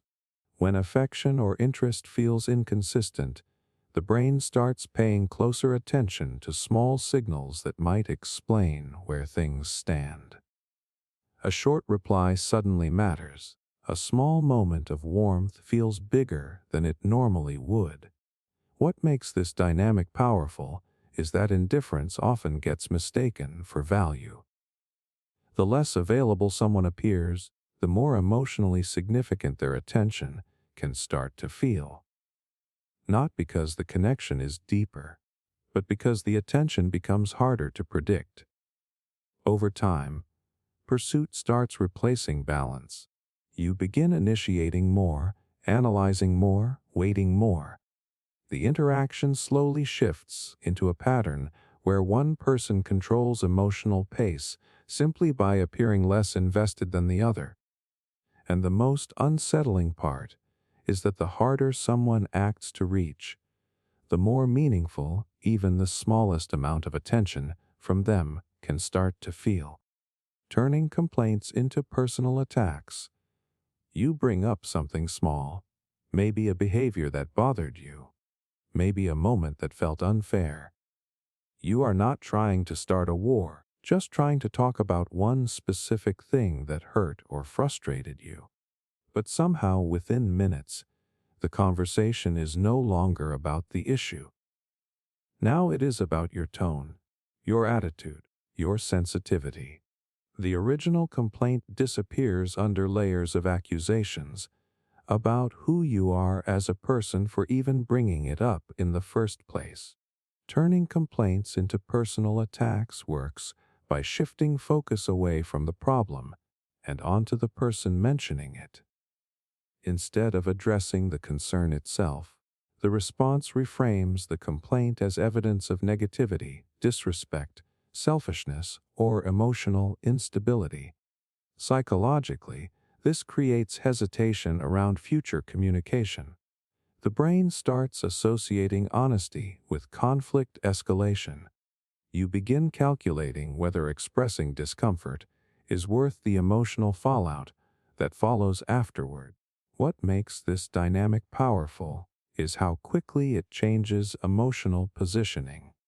The person raising the issue suddenly becomes the one defending themselves. Instead of discussing what happened, they are forced into explaining why they are not unreasonable for feeling upset at all. Over time, this can train someone to suppress smaller frustrations before they ever reach conversation. Not because the issues stopped mattering, but because bringing them up starts feeling more exhausting than carrying them silently. And the most unsettling part is that after enough repetitions, even legitimate concerns begin feeling selfish just for existing inside your own head, creating fake scarcity in relationships. You are not sure why, but availability never feels consistent. Some days they are fully present, replying quickly, initiating conversations, making you feel like you are important. Then suddenly, they become harder to reach without any clear reason. And just when you start adjusting, they come back again. Creating fake scarcity in relationships works by controlling access instead of changing connection. The bond is not fully removed, but it is made unpredictable. Attention is given in bursts, then withheld, then returned again, creating a rhythm that is impossible to stabilize. Psychologically, this triggers scarcity perception. When something feels limited or inconsistent, the brain assigns it higher value. Emotional attention becomes more noticeable when it is not guaranteed, which increases focus on it, even when it is absent. What makes this dynamic powerful is that it blends absence with reward. The moments of closeness feel stronger because they follow periods of distance. That contrast makes attention feel more meaningful than it would in a stable environment, even if nothing about the connection itself has actually changed. Over time, emotional balance shifts. You start noticing gaps more than consistency. Silence becomes something you try to interpret rather than ignore. You adjust your behavior around timing, availability, and response patterns that you did not consciously agree to. And the most unsettling part is that what feels like rare connection can slowly replace what used to feel like normal stability. The "everyone agrees with me" Illusion. You are in a conversation, and it does not start as a debate. It starts as a statement that already feels decided. Everyone thinks this. People already know this. It is obvious to anyone. And suddenly, it is no longer just their opinion in the room. The everyone agrees with me. Illusion works by borrowing imaginary consensus to strengthen a single point of view. Instead of arguing from personal belief, the statement is framed as if it already reflects a larger group reality. That shifts pressure away from logic and toward conformity.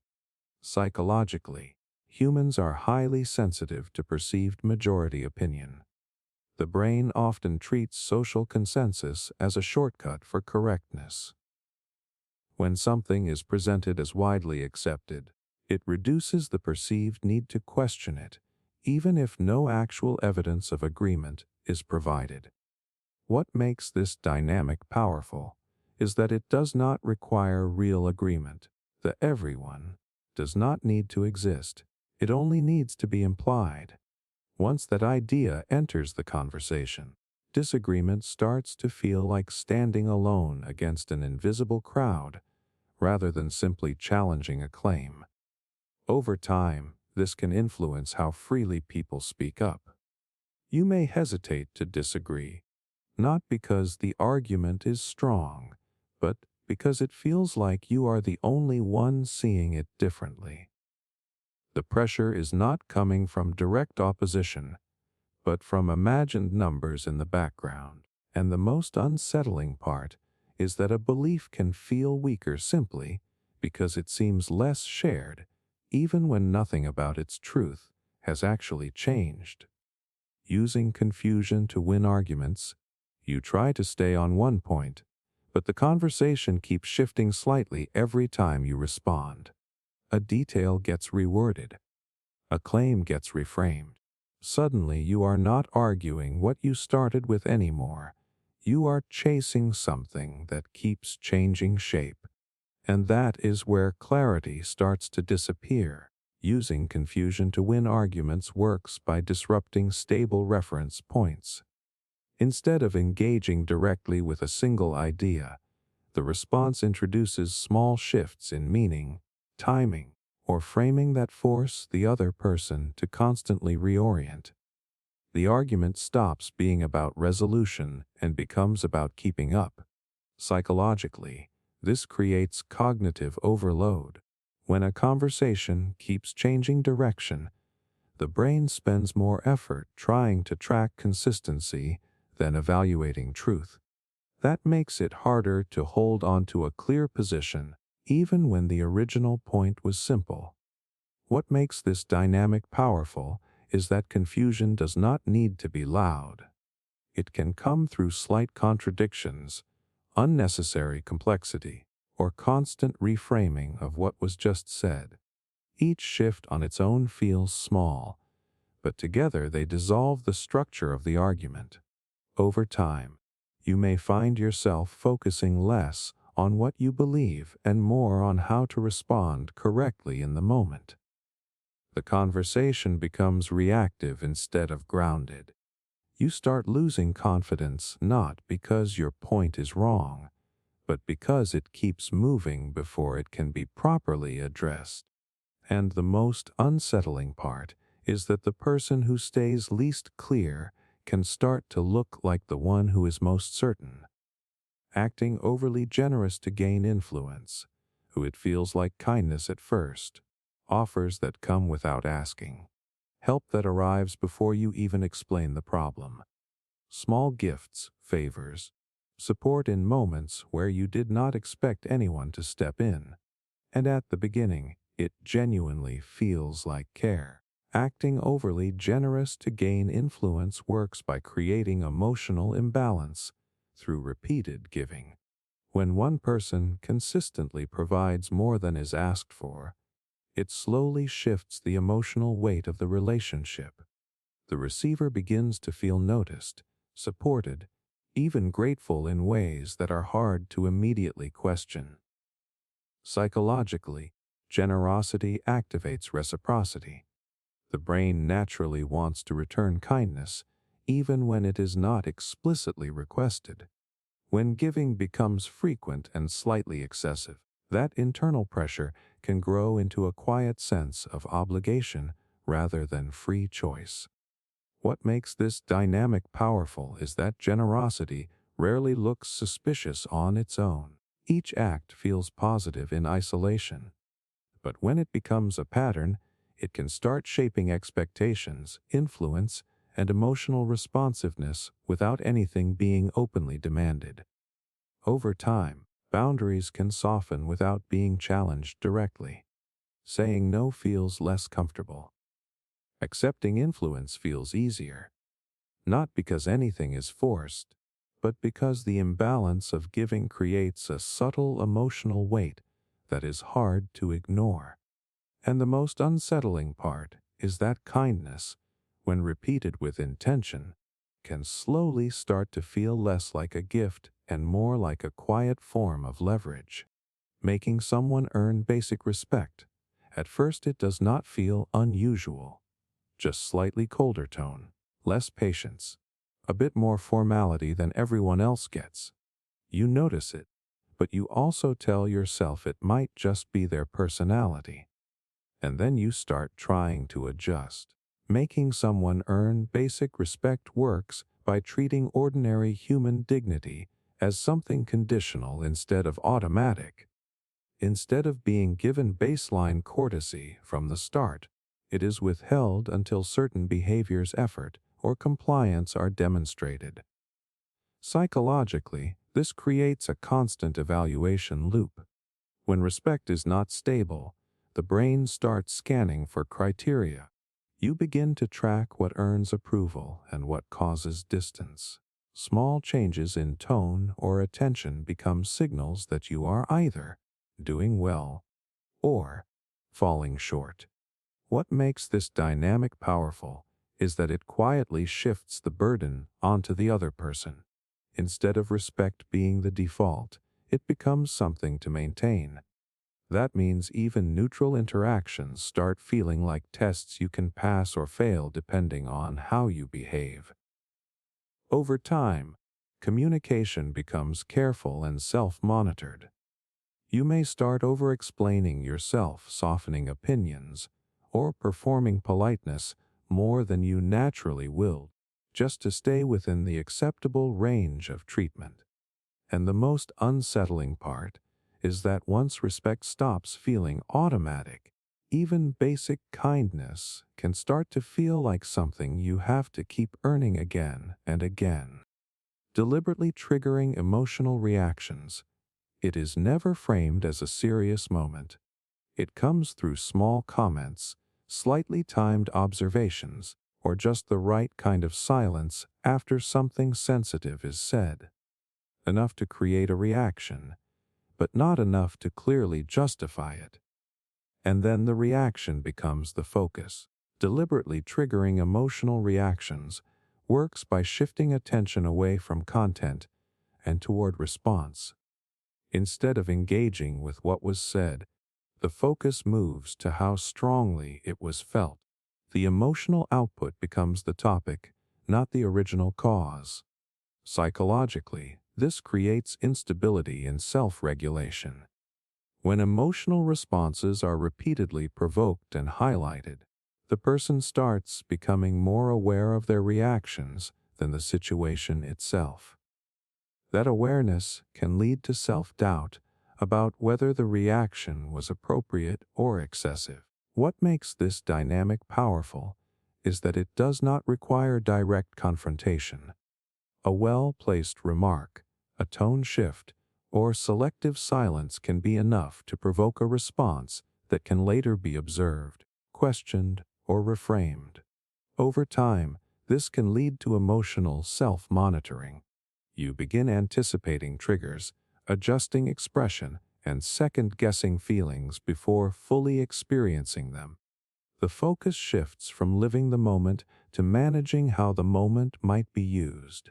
And the most unsettling part is that the more carefully you try to control your emotions, the easier it becomes for them to be activated in predictable ways.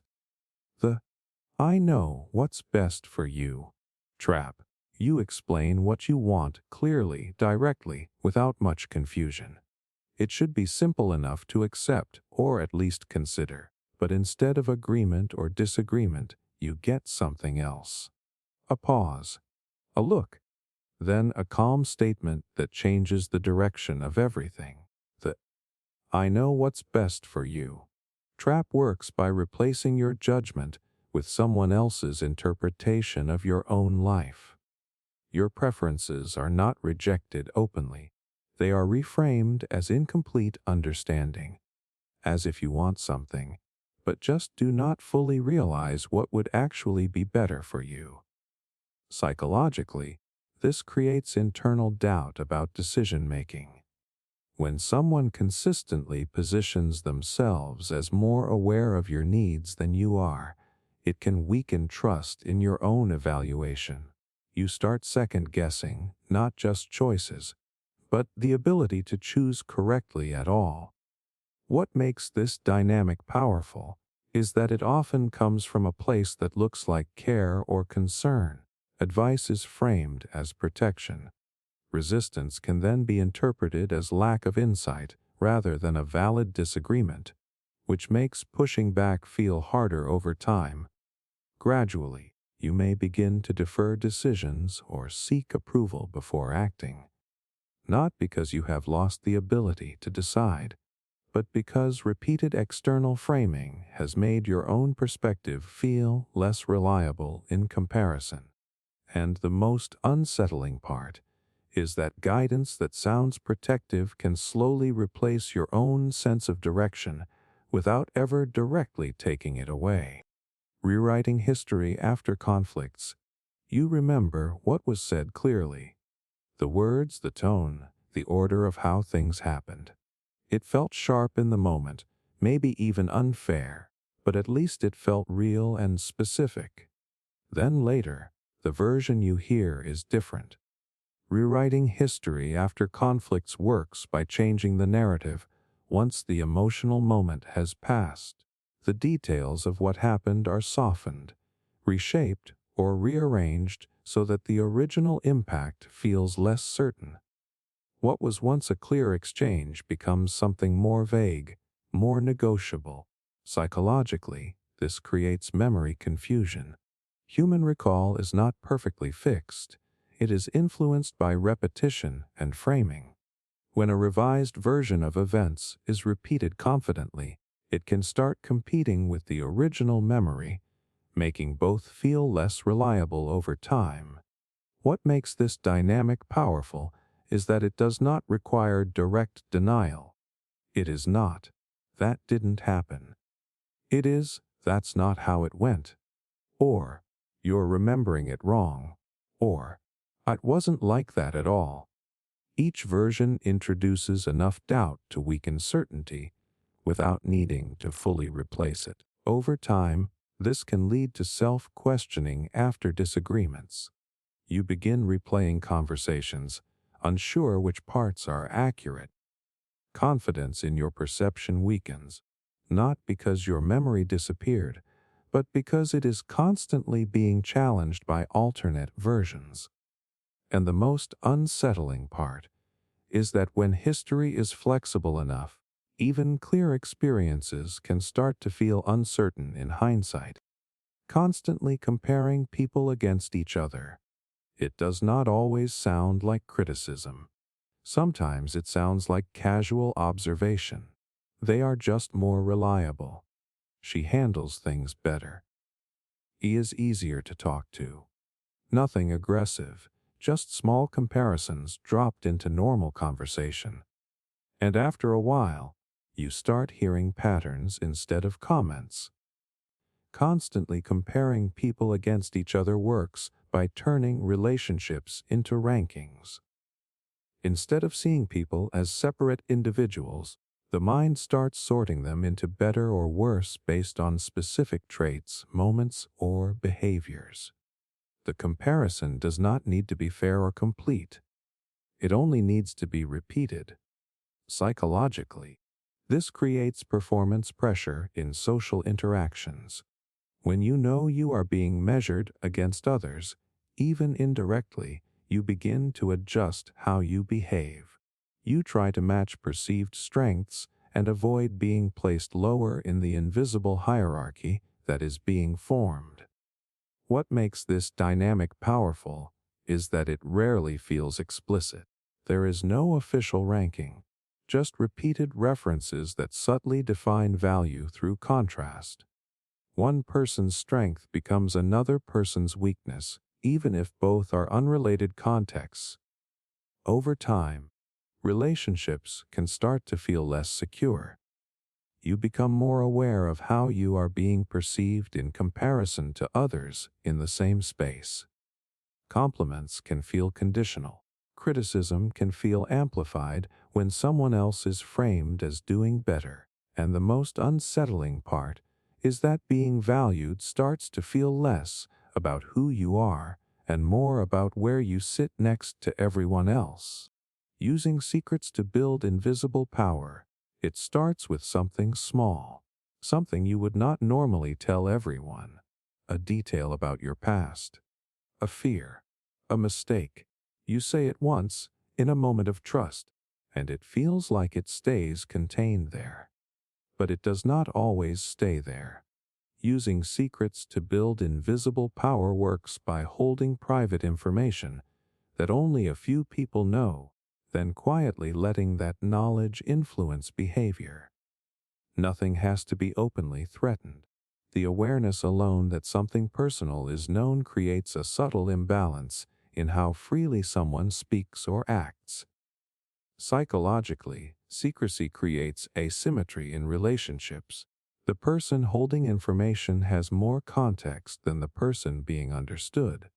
That difference, even when never directly used, can shift confidence, openness, and emotional safety over time.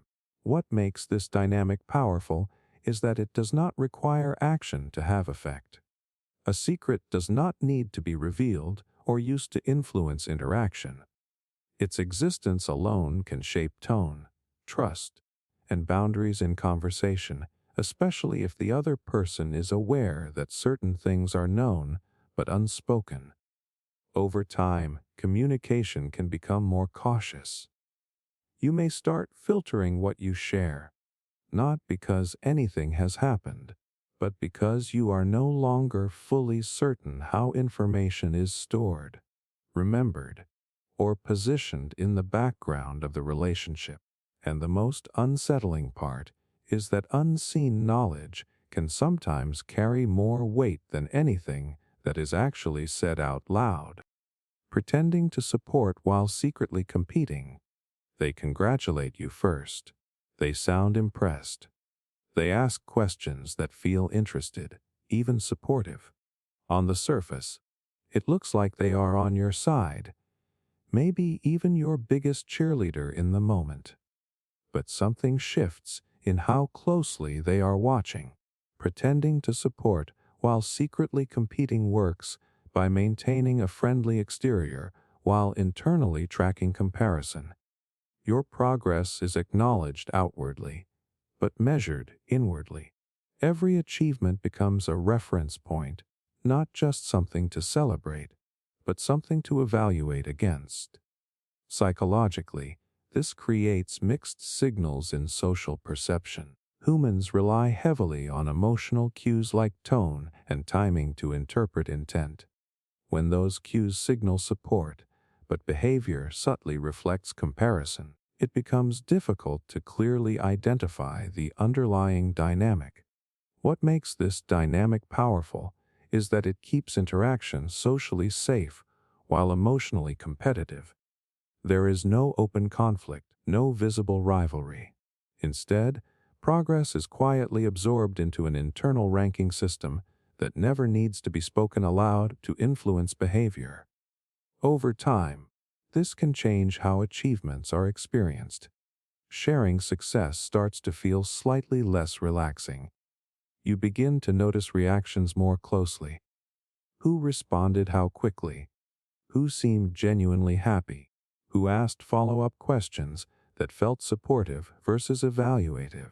And the most unsettling part is that support and competition can exist in the same interaction without either one ever being directly acknowledged. Making someone feel chronically misunderstood. You explain something clearly, not once, but again in a different way. You slow it down. You add context. You try to make it impossible to misread, and still, what comes back does not match what you meant. Not completely wrong, just slightly off. Enough to feel like you are not being fully heard. Making someone feel chronically misunderstood works through repeated misalignment between intention and interpretation. It is not one big distortion, but a series of small ones where meaning is consistently reframed, simplified, or redirected away from what was actually expressed. Psychologically, this creates communication fatigue. When effort does not reliably lead to accurate understanding, the brain starts reducing investment in clarity. You begin speaking less precisely, not because you are careless, but because precision no longer feels rewarded. What makes this dynamic powerful is that misunderstanding can appear accidental while still being consistent. Each instance on its own can be explained as miscommunication, distraction, or different perspective. But over time, the pattern starts to matter more than the individual moments. Gradually, you may start anticipating being misread before you even finish speaking. You add extra explanations in advance. You soften meaning to reduce distortion. You begin adjusting not just what you say, but how it will likely be interpreted. And the most unsettling part is that even when you are technically heard, it can still feel like the core of what you meant never fully arrived where it was supposed to go. Fake self-improvement to regain trust. It starts after something breaks in the relationship. A moment of disappointment, a loss of trust, a shift in how you are seen, and then comes the change in behavior that looks like growth. More awareness, better words, controlled reactions, a visible effort to appear different from before. Fake self-improvement to regain trust works by performing change in a way that is designed to be noticeable rather than internal. The focus is not necessarily on long-term consistency, but on creating early signals that suggest transformation has already happened. Psychologically, this relies on how humans detect patterns of change. When someone shows improvement, the brain tends to update its expectation quickly, especially if the change aligns with what was previously missing. Early evidence of effort can temporarily override longer history of behavior. What makes this dynamic powerful is that visible change often carries more weight than invisible consistency. A few well-timed moments of control, reflection, or apology can create the impression that deeper issues have already been addressed, even when underlying patterns have not fully shifted. Over time, trust can begin to rebuild around performance of improvement rather than sustained behavior.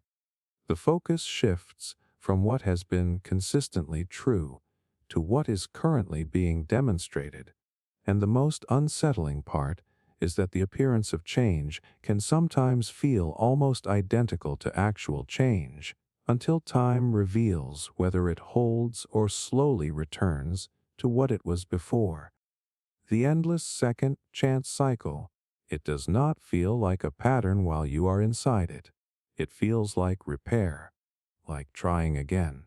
Like this time it might be different because something was understood a little better than before. And then it happens again.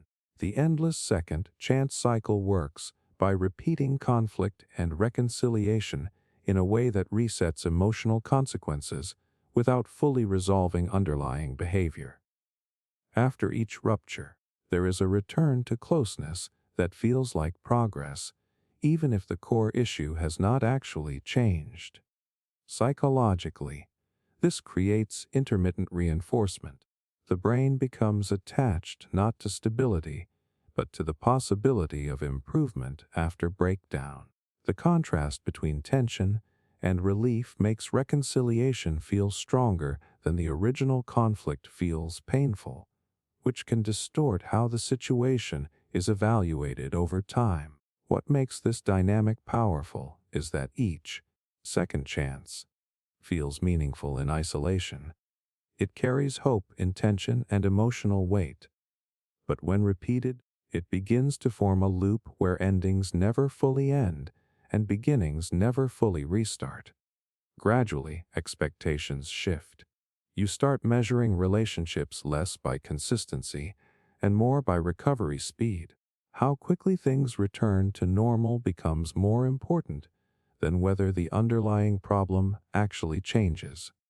Over time, the cycle can make instability feel familiar and even acceptable, because the return always feels like proof that things are still working, even when the same patterns continue to repeat underneath it. Smiling while quietly destroying someone's confidence. It does not look like anything serious at first. A smile during the conversation, a calm tone, maybe even a friendly laugh after the comment. On the surface, everything feels normal, even pleasant. But something inside the interaction feels slightly off. Smiling while quietly destroying someone's confidence works by pairing warmth with subtle undermining. The delivery stays socially acceptable, but the content carries just enough doubt to land deeper than it should. Because it is wrapped in friendliness, it is harder to clearly challenge without seeming overly sensitive. Psychologically, this creates internal conflict. The mind tries to reconcile two signals at once, as safety from the friendly tone and discomfort from the implied message. That mismatch can make the critical part of the message linger longer, because it is not fully rejected as hostile. What makes this dynamic powerful is that it avoids obvious confrontation. Instead of direct criticism, there are small remarks that question ability, judgment, or competence, delivered in a way that feels casual or even playful. The smile acts as a shield that makes the impact harder to name in the moment. Over time, repeated exposure can shift self-perception. Confidence does not collapse suddenly. It erodes through accumulation of small doubts that are never fully addressed, because each one arrives disguised as something harmless. And the most unsettling part is that the person delivering it can still appear kind, even while the other person slowly starts trusting themselves a little less.